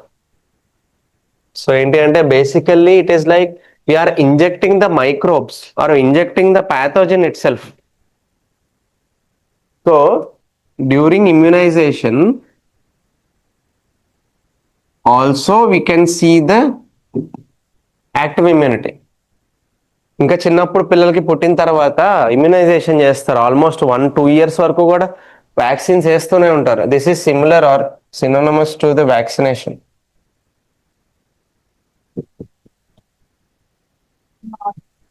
6 నెలలకు ఒకసారి టీకాలు అంటారు కదా. సో డిఫరెంట్ పోలియోకి, నెక్స్ట్ ఏవేవైతే హెపటైటిస్ చాలా 12 వరకు ఉంటాయి, కామన్ గా వచ్చాయి, టీబీ టైప్. అందుకని ఇక్కడ అబ్జర్వ్ చేస్తే ఏమంటారు కనిపిస్తుంది స్కార్ లాగా, లెఫ్ట్ రైట్, లెఫ్ట్ కి అనుకుంటా ఇక్కడ వేస్తుంది.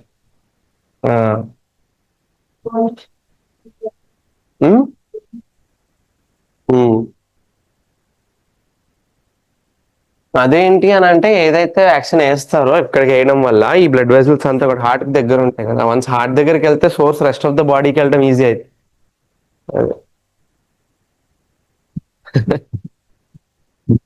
అదే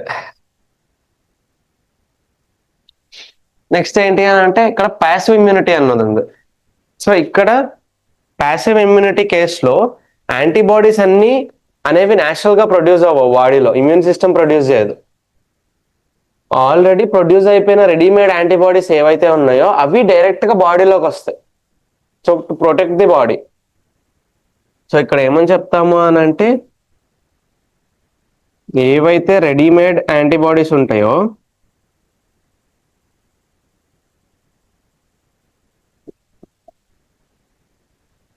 are directly given to protect the body, from infection. Examples ఏమన్నా గుర్తొస్తున్నాయా ఇలాంటి సిచ్యువేషన్? ఇది ఎక్కడ చూస్తాము ఏంటి అని? రెడీమేడ్.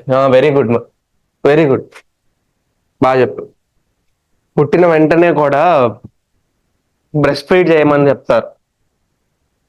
అప్పుడు ఏంటి అంటే కొలెస్ట్రామ్ అని చెప్పి ఇట్లాగా కొన్ని స్ట్రాంగ్ ప్రోటీన్స్ ఉంటాయి, ఈ న్యూట్రియంట్స్ అన్ని కూడా స్ట్రాంగ్ అప్పుడే వాళ్ళకి.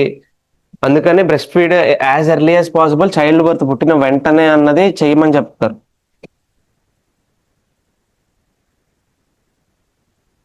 So that breast feeding is part of it. అందుకే అప్పుడే పుట్టిన పిల్లల్లో బ్రెస్ట్ ఫీడ్ చేసిన వాళ్ళు అంటుంటారు కదా పెద్దవాళ్ళు. ఇంకా చెప్పాలి అని అంటే రెస్ట్ ఆఫ్ ద లైఫ్ మొత్తం మీద ఆ చైల్డ్కి ఉండే ఇమ్యూనిటీ అన్నది ఇక్కడ డిటర్మైన్ అవ్వచ్చు తెలుసా? ప్రాపర్ గా బ్రెస్ట్ ఫీడింగే జరగలేదంటే, సఫిషియెంట్ క్వాంటిటీస్ లో కొలెస్ట్రాల్ లేదు అని అంటే వాళ్ళు రెస్ట్ ఆఫ్ ద లైఫ్ వాళ్ళు వీక్ గా ఉంటారు, ఉండే ఛాన్స్ ఉంది. ఇంకా చెప్పాలంటే the first foundation or the first strong foundation ఎక్కడ పడుతుంది అంటే విత్ రెస్పెక్ట్ టు హెల్త్ అన్నది ఇక్కడే పడుతుంది, రైట్ ఆఫ్టర్ ది బర్త్. ఇందాక చెప్పే కదా, అప్పుడు వరకు కూడా ఫీటస్ లో ఉంటారు లోపల భద్రంగా. ఒక్కసారిగా బయటకు వచ్చారు అని అంటే మనకి ఇప్పుడు కంటికి కనిపించిన బ్యాక్టీరియా చాలా ఉంటది గాల్లో, ఆ బ్యాక్టీరియా వల్ల ఇన్ఫెక్ట్ అయ్యే ఛాన్స్ ఉంది. లేకపోతే ఏదన్నా హాస్పిటల్లోనే కదా ఇవన్నీ, పలానా బెడ్ లో పోతే పడుకోబెడతారు ఇవి చుట్టేసి టవల్ అవి. In case if they are carrying any pathogens వాటి వల్ల ఇన్ఫెక్ట్ అయ్యే ఛాన్స్ ఉంది. సో ఇలా ఏంటి అంటే చాలా కాంప్లికేషన్స్ ఉంటాయి. పుట్టిన వాళ్ళని వెంటనే ఇంక్యుబేషన్ లో పెట్టి అలవాటు చేసి బయటకు తీసుకురావాలి కొంచెం వాటికి. లేదు అని అంటే ఎన్ని జర్మ్స్ అయిపోయి చనిపోయే ఛాన్స్ ఉంటది, ఇలా ఇంత లైఫ్ థ్రెటనింగ్ గా ఉంటది. ఉమ్. ఏది ప్యాకెట్ పాలు పట్టిస్తారు, అవును. ప్యాకెట్ పాలు పట్టించడం చేయడం అనేది కొన్ని సంవత్సరాలు వచ్చిన తర్వాత అలాంటివి చేయొచ్చు. కానీ ఆ, అవును, అవునవును,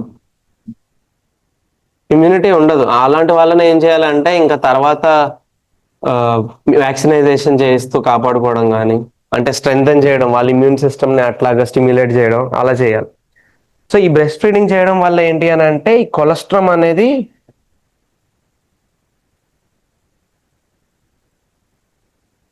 సప్లై అవుతుంది బేబీకి. That cholesterol is a fluid that is secreted by the mother during the initial days of lactation. So పుట్టిన తర్వాత మాత్రమే ఉంటుంది, తర్వాత వచ్చే రెగ్యులర్ బ్రెస్ట్ మిల్క్ ఉంటుందిలే, కానీ it will have lesser amounts of this cholesterol. ఇంకొక ఉమ్, అవునవును, ఎలానో అలానే.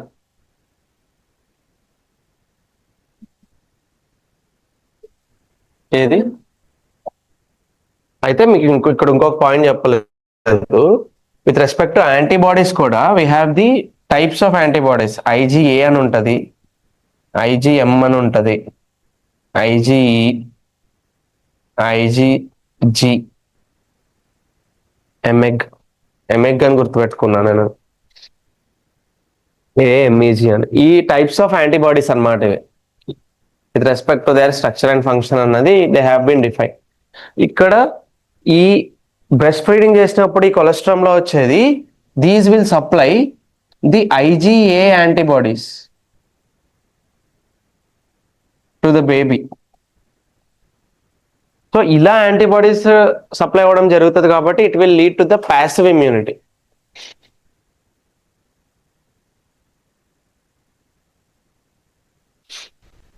ఇప్పుడు ఇది రైట్ ఆఫ్టర్ చైల్డ్ బర్త్ కదా, పుట్టిన తర్వాత. పుట్టక ముందు కూడా ఎప్పుడైతే ఫీటస్ లో బేబీ ఉంటుందో ఉన్నప్పుడు కూడా ప్లసెంటా అంటారు తెలుసా, బొడ్డు పేగు ఇది. అలా ఉన్నప్పుడు ఎలా అయితే రెస్ట్ ఆఫ్ ద మదర్ తీసుకునే ఫుడ్ అవనివ్వండి, న్యూట్రియంట్స్ అవనివ్వండి, ఎలా అయితే వెళ్ళి సప్లై అవుతాయో వాటిలో కూడా some portion of the antibodies బేబీకి రిసీవ్ అవుతాయి. So even that will come under the passive immunity.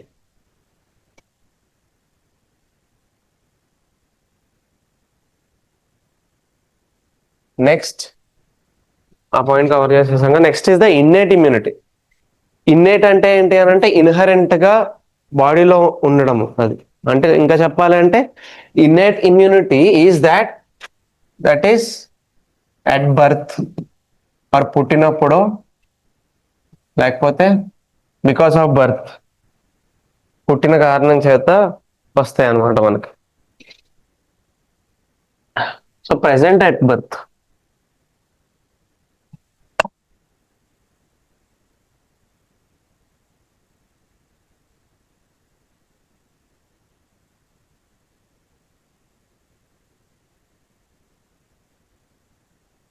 So this is present at birth and it is provided by different barriers. ఒక బ్యారియర్ చెప్పండి, example. Skin. Skin is the physical barrier. స్కిన్నే లేదు అని అంటే నేను ఇక్కడ YouTube లోనో ఎక్కడో ఇన్స్టాగ్రామ్ లోనో ఒక ఛానల్ ఉంటది ఒక అతనిది, క్రేజీ క్రేజీ షార్ట్స్ పెడుతూ ఉంటాడు, అంటే యానిమేట్ చేసి. ఒకసారి చూపిస్తాడు తను ఏంటి అని అంటే మొత్తం స్కిన్ లేయర్ అంతా పీల్ చేసి ఉండడం వల్ల అట్మాస్ఫియర్ లో ఉండే మైక్రోబ్స్ ఎంత ఏమంటారు బాడీలోకి అయ్యి ఇన్ఫెక్ట్ చేస్తాయి అన్నది చూపిస్తాడు. అది పేరు గుర్తు రావట్లా నాకు అతని పేరు ఇన్స్టాగ్రామ్ది. మళ్ళీ సరదాగా ఉంటుంది అబ్బా అది.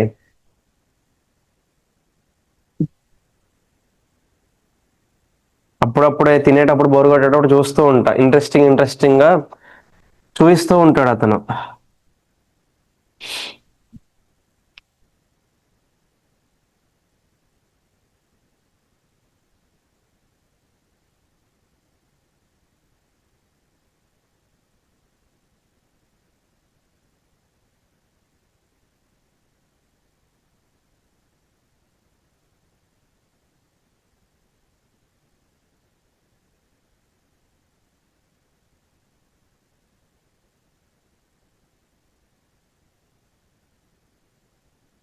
జాక్ డి ఫిలిమ్స్, రైట్, గుర్తొచ్చింది. ఇది జాక్ డి ఫిలిమ్స్ అని ఇన్స్టాగ్రామ్ లో ఉంటది, మీరు చూసే ఉంటారు, యూట్యూబ్ లో కూడా ఉంటది. క్రేజీ క్రేజీ కొన్ని కొన్ని వైలెంట్ ఉంటాయి, గోరీ కూడా ఉంటాయి అన్ని. ఇక అందులో ఏంటి అని అంటే ఇలాంటి సైన్స్ కి సంబంధించినవి కొంచెం విచిత్రంగా చూపిస్తూ ఉంటారు. సో ఏంటి అని అంటే ఫిజికల్ బ్యారియర్స్ లో ఫస్ట్ ఏంటంటే స్కిన్ మనకి. So this will act as a barrier protecting us from the harmful microbes that can enter the body and infect our body. So అలా చేసే వాటి దగ్గర this will act. Then apart from that the physical barriers we have the physiological barriers ఉన్నాయి. Physiology అంటే ఏం మాట్లాడుకున్నాం with respect to our bodily systems.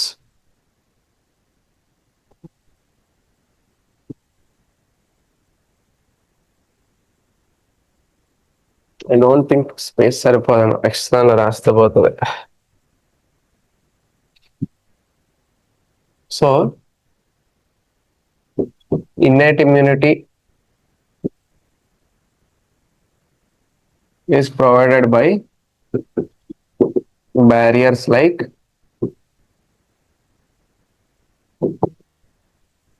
Physical అయితే skin, అవునా, ఫిజియోలాజికల్ అయితే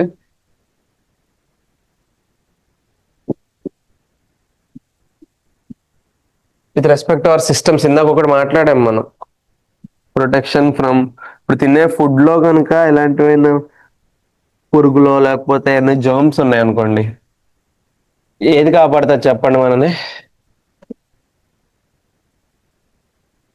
the protection will be from the stomach acid. Stomach acid వాటిని eliminate చేయగలదా? And and some times మనం బండి మీద స్పీడ్గా వెళ్తూ ఉన్నప్పుడు అవనివ్వండి, లేకపోతే ఆనియన్స్ కట్ చేసేటప్పుడు, లేకపోతే ఏదైనా కెమికల్ ఉండి ఇలాగ ఉన్నప్పుడు కళ్ళలోంచి నీళ్ళు వస్తాయి, టీయర్స్ వస్తూ ఉంటాయి కదా.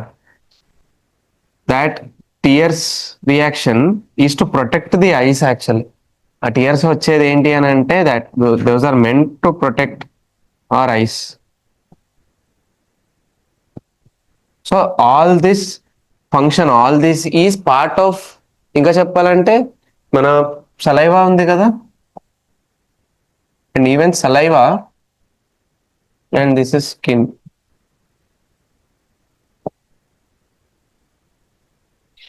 In the food is also part of the physiological barrier. ఏంటంటున్నారు?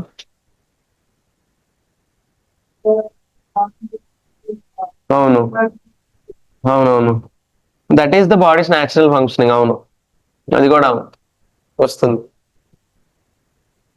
ఇది కాకుండా సెల్యులార్ బ్యారియర్స్ ఉంటాయి. చెప్పగలరా సెల్యులార్ ఏంటి? కవర్ చేసేసాం మనం. Cells, which cells are responsible for the immunity?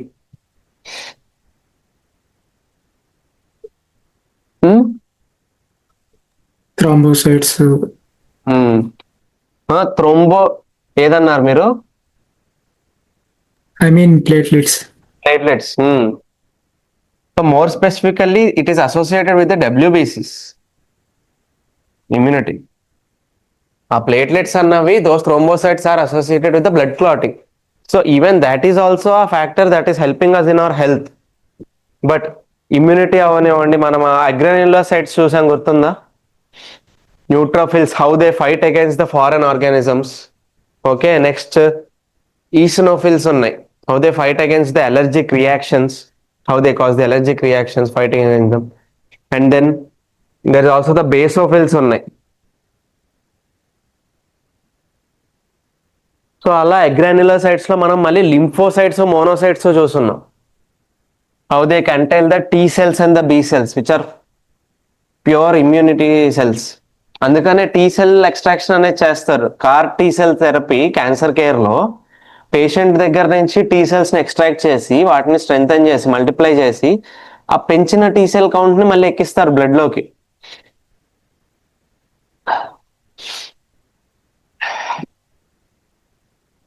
So those white blood cells like the neutrophils అవనివ్వండి. సో ఆల్ 5 కేటగిరీస్ ఎగ్జాంపుల్ ఇది తీసుకోండి అన్ని. నెక్స్ట్ సైటోకైన్ బ్యారియర్స్ అనేవి ఉన్నాయి. సైటోకైన్ బ్యారియర్స్ అంటే ఏంటి అంటే, ఫర్ ఎగ్జాంపుల్ ఇప్పుడు మన బాడీలో సెల్ కనుక if it is infected by some bacteria or consider if it is infected by some virus ద్వారా ఇన్ఫెక్ట్ అయింది. సో ఏవైతే ఈ వైరస్ ఇన్ఫెక్టెడ్ సెల్స్ ఉంటాయో దీస్ వైరస్ ఇన్ఫెక్టెడ్ సెల్స్ ఇవి ఏం చేస్తాయి తెలుసా? వాటికి తెలుసు కదా దే హ్యావ్ బీన్ ఇన్ఫెక్టెడ్ అని. They will release proteins or they will release interferons అనే మాలిక్యూల్స్ రిలీజ్ చేస్తాయి. ఇవేంటి ఇంటర్ఫెరాన్స్ ఏం చేస్తాయి అని అంటే, these proteins they serve as the shield to other cells. అంటే మిగతా సెల్స్ వాటిలాగా ఇన్ఫెక్ట్ అవ్వకుండా కాపాడడం కోసం జరిగే ఫినామినన్ చూడండి. న్యాచురల్ గా జరిగే ఫినామినన్ ఎంత బ్యూటిఫుల్ గా ఉందా ఇది. ఎలాంటి స్వార్థం లేదు సెల్కి. మనుషుల్లో చూసే స్వార్థం ఆ సెల్లో చూడలేము మనం. చూడండి కదా. సో వైరస్ ఇన్ఫెక్ట్ అయ్యి సెల్స్ ఏవైతే ఉన్నాయో they release proteins. Basically these interferons are proteins.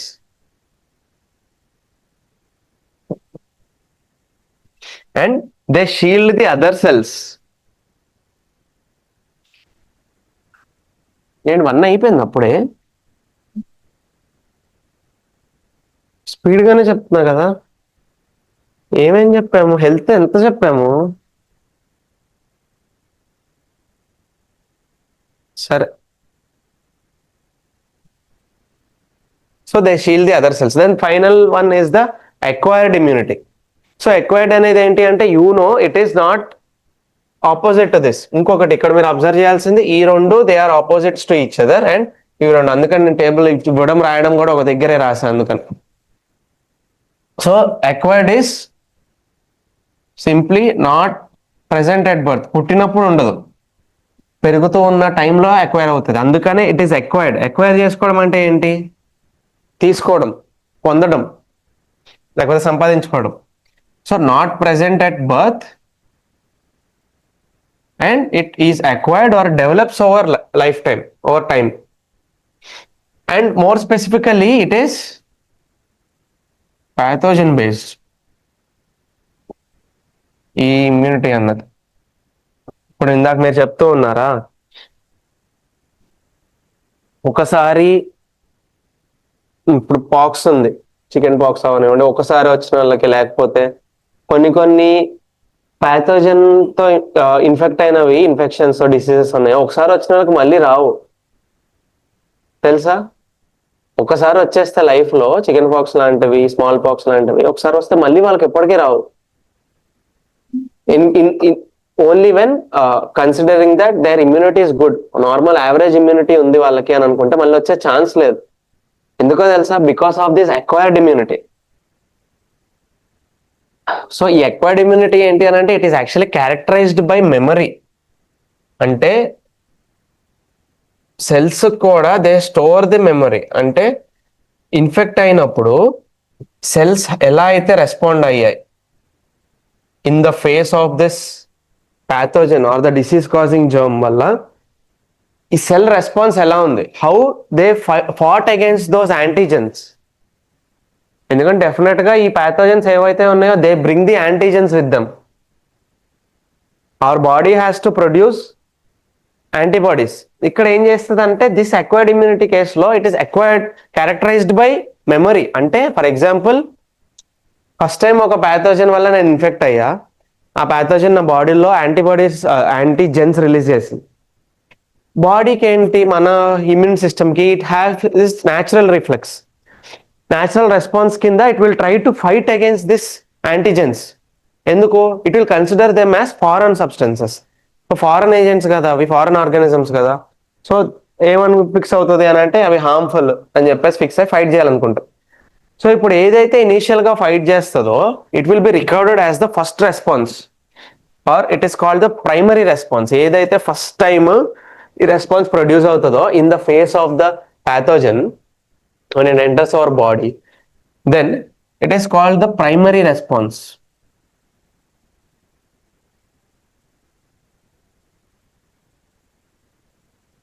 At first, but later on ఒకవేళ అలాంటి ప్యాథోజన్తోనే కనుక మళ్ళీ ఇన్ఫెక్ట్ అయ్యాం అనుకోండి, మళ్ళీ అది వచ్చింది మన బాడీస్లో యాంటీజెన్స్ ప్రొడ్యూస్ చేయడం, ఇప్పుడు ఏమవుతుంది అని అంటే ఆల్రెడీ ఈ సెల్స్ ఏవైతే ఉన్నాయో they have been infected once in the past. ఒకసారి ఇన్ఫెక్ట్ అయ్యాం గతంలో అన్నది వాడికి గుర్తుంటది.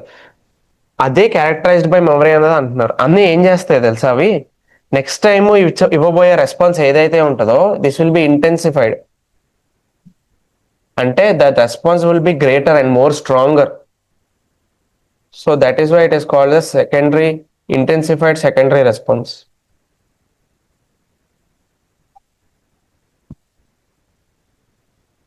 I think the student left. ఎవరు, వెంకటేష్ వెళ్ళిపోయాడా?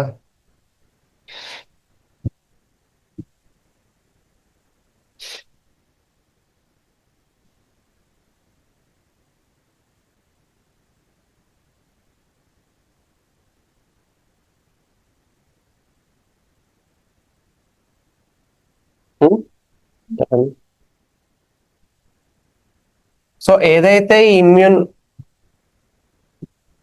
అక్వైర్డ్ ఇమ్యూనిటీ ఉందో, అక్వైర్డ్ ఇమ్యూనిటీలోనే కదా మనం చూసింది the primary and secondary responses. So primary secondary నేను నా షార్ట్ నోట్స్లో ఇలాగే రాసుకుంటా, ప్రైమరీ సెకండరీ అని పైన పెట్టి డిగ్రీ పెట్టారా అంటే ఫస్ట్ డిగ్రీ సెకండ్ డిగ్రీ అని అనే ప్రైమరీ సెకండరీ అంటారు. మీరు ఇట్లా రాయకండి, ఎందుకంటే ఇదేం నేను షార్ట్ త్వరగా అవడానికి రాసా. You write down primary secondary. మళ్ళీ తర్వాత ఎగ్జామ్లో కూడా అలాగే రాస్తారేమో. సో ఈ ప్రైమరీ సెకండరీ రెస్పాన్సెస్ ఏవైతే ఉన్నాయో they will be provided by the lymphocytes. గుర్తున్నాయా lymphocytes? These lymphocytes will be responsible for the primary and secondary responses that are seen in the acquired. Lymphocytes గుర్తున్నాయి, ఎక్కడ చూసాం చెప్పండి? లింఫోసైట్స్ టైప్స్ ఆఫ్ సెల్స్ లో or they red blood cells or white blood cells or platelets? White blood cells. White blood cells లో very good. Agranulocytes లో చూసాం మనం these lymphocytes అన్నవి. వీటిలో కూడా more specifically I talked about the B cells and the T cells. ఇంకా వీటికైతే ఏంటి దండేసి దండం పెట్టచ్చు, అంటే అంత ఇంపార్టెంట్ ఈ టీ సెల్స్. ఆ టీ సెల్స్ యూస్ చేస్తే కదా ఇప్పుడు నెక్స్ట్ ఈ కార్ టీ సెల్ థెరపీ ఏదైతే ఉందో క్యాన్సర్ కేర్ లో చేస్తున్నారు. ఇక్కడ ఉంది చూసారా టీ సెల్. అయిపోయిందండి జనరల్ సైన్స్ అంతా అయిపోయిన తర్వాత ఇంకా అవే మాట్లాడుతాం మనం. So this is the chimeric antigen receptor. So ఈ రెండిటి వల్ల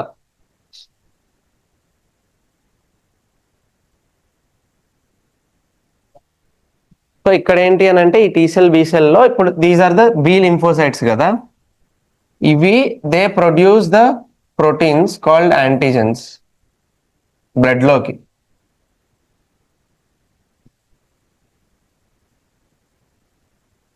దీస్ ప్రోటీన్స్ బేసికలీ యాంటీబాడీస్ అన్నవి కూడా ఆర్ ప్రోటీన్స్.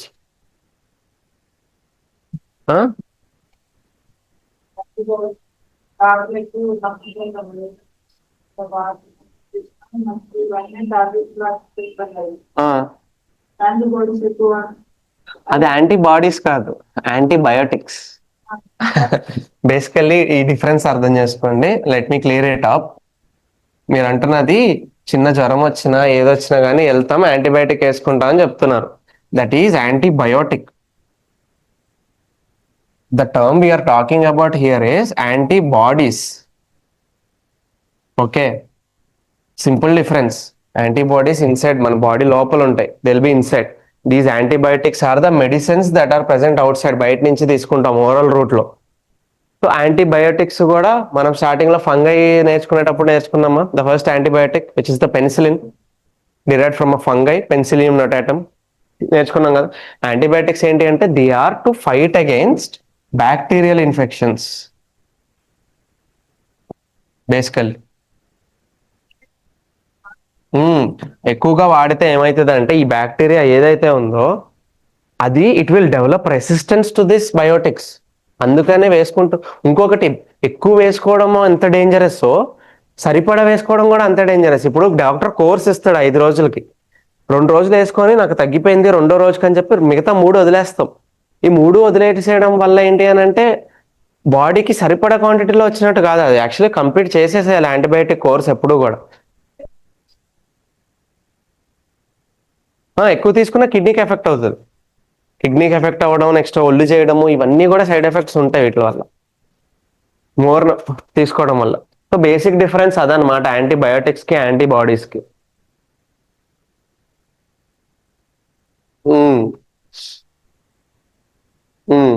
సో ఏంటి అని అంటే out of the B cells and T cells you have to note that B cells ఉన్నాయి, టీ సెల్స్ ఉన్నాయి, అవునా. ఈ రెండిట్లో ఇందాక మాట్లాడాం కదా, వీటే సెల్స్, లింఫోసైట్స్ అవే కదా సెల్స్ పేరు. So these can secrete antibodies. Clear గా ఉండండి, antibiotics is different, antibodies is different. But these T cells they do not secrete. ఇవి విడిగా సెక్రేట్ చేయవు టీ సెల్స్, అంటే వాటంతట అవి అయితే డెఫినెట్ గా సెక్రేట్ చేయవు. Do not secrete them cells. కానీ ఇవి ఏం చేస్తాయి తెలుసా, they help the be cells to secrete these antibodies. అలా both of them will be helpful in producing the antibodies and both of them will be helpful in triggering the primary and secondary responses which are the immune responses. Akkada kuda you have to note down that these primary and secondary are the immune responses.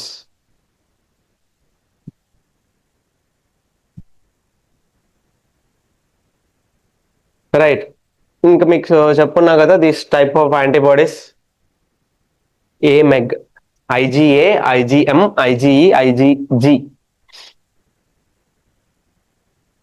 And you have to understand that these antibodies will be secreted into the blood.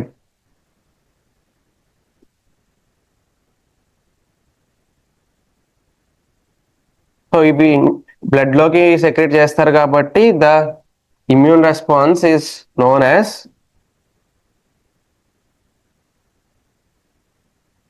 humoral immune response.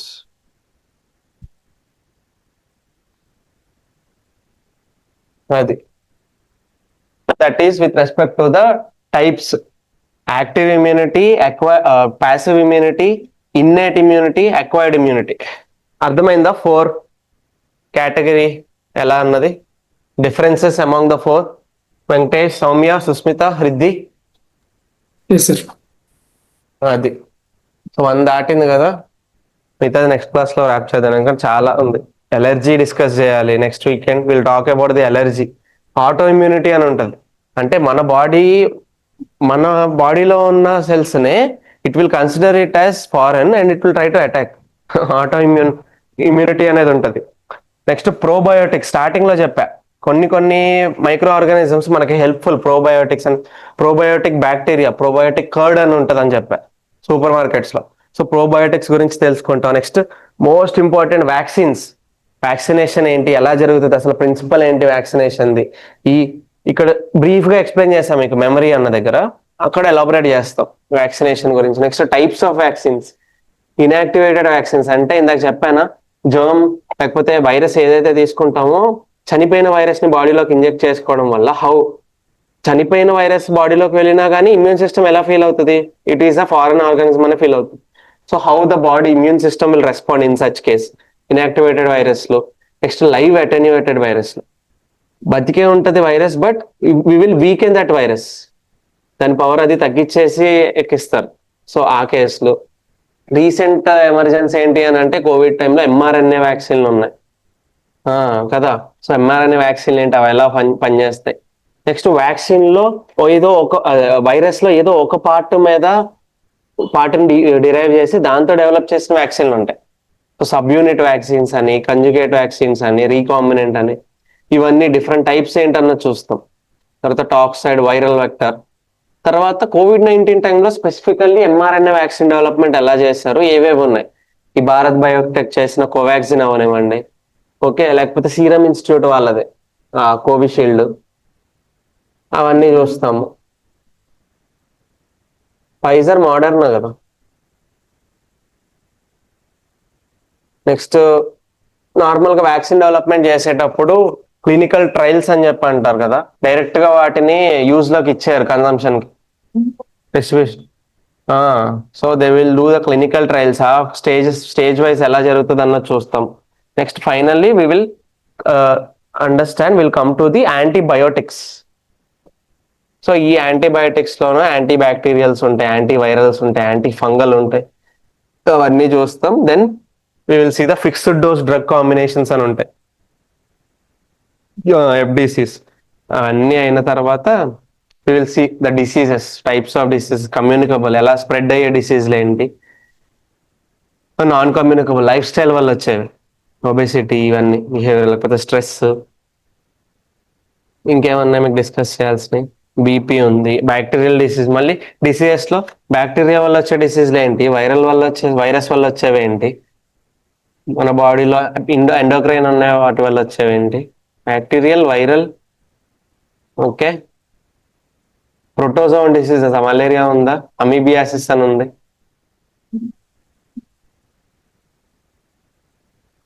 Dysentery అదొక రకమైన, ఇప్పుడు diarrhoea ఎలా ఉంటది, intestines కి సంబంధించి అనమాట, కడుపులో నొప్పి రావడము లేకపోతే క్రాంప్స్, ఇవన్నీ ఉంటూ ఉంటాయి. సో ఇవన్నీ అయిన తర్వాత మోస్ట్ ఇంపార్టెంట్ జెనెటిక్స్ పార్ట్ కి కంటిన్యూషన్ లాగా ఇక్కడ మనం చూస్తాం అడినో వైరస్, రెట్రో వైరస్లు అని చెప్పి రెండు చూస్తాం. కొంచెం అక్కడ కాన్సెప్ట్ అంతా కూడా ఇప్పుడు ఎలా అయితే డిఎన్ఏ ట్రాన్స్క్రిప్షన్ చెప్పానా మీకు, అక్కడ మనము రెట్రో వైరస్ లో రివర్స్ ట్రాన్స్క్రిప్షన్ చూస్తాం. మీకు చెప్పుకున్న వైరస్లకి ఆర్ఎన్ఏ జెనెటిక్ మెటీరియల్ ఉండే వైరస్లు ఉంటాయని చెప్పా. సో ఇప్పుడు ఆర్ఎన్ఏ జెనెటిక్ మెటీరియల్ గా ఉంటే ఆర్ఎన్ఏ నుంచి డిఎన్ఏ వస్తుంది అక్కడ, ఆ డిఎన్ఏ తర్వాత ఎంఆర్ఎన్ఏ ప్రోటీన్ వస్తుంది. సో ఆ రివర్స్ ట్రాన్స్క్రిప్షన్ అనేది ఏంటో చూస్తాం, అది ఒకటి ఇంపార్టెంట్. సో రెండింటి difference. Next basic cancer types ఏమున్నాయి, యూపీఎస్సీ థీమ్ ఒకటి ఉంది, వల్బాచియా మెథడ్ అని ఒకటి ఉంది మస్కిటో ప్రివెన్షన్ కి, కంట్రోల్ ఆఫ్ మస్కిటో డిసీజ్. తర్వాత ఫైనల్లీ ఏఎంఆర్ చూస్తాం. ఇప్పటి వరకు డిస్కస్ చేసిన చాప్టర్స్ అన్నిట్లో ఇదే కొంచెం లాంగ్ చాప్టర్, ఎందుకంటే ఎక్కువ ఫ్యాక్ట్స్ ఉంటాయి, రోగాలు ఎక్కువ కదా మనకి, అందుకు. Okay, so will continue that. ఏది అవును,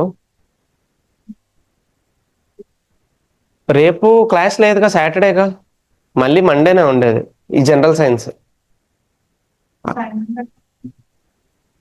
అన్నారా. షెడ్యూల్ వస్తుందిలేండి, తెలుస్తుంది మీకు. Any doubts online students? Venkatesh, Sushmita, Soumya, Riddhi. రేపు కరెంట్ అఫైర్స్ చెప్పడానికి చూస్తాము. మీ కరెంట్ అఫైర్స్ జరుగుతున్నాయా క్లాసెస్? ఇప్పటి వరకు జరిగాయా? వెంకటేష్ సార్ చెప్తున్నారా? ఏపీ హిస్టరీ ఓకే, ఎలా చెప్తున్నారు, బాగుందా? ఓకే, స్టోరీ వైజ్ చెప్తున్నారా? Online students, Venkatesh. Yes sir, clear sir. Okay right, అయితే ఇప్పుడు ఏవైతే మాట్లాడుకున్నామో all the chapters that will continue on Monday. Monday స్పీడ్గా అవగొట్టేస్తే ఆ ఫిజిక్స్ కెమిస్ట్రీ అంతా నాకు తెలిసి ఒక క్లాస్లో అవగొట్టచ్చు, లేకపోతే ఆ,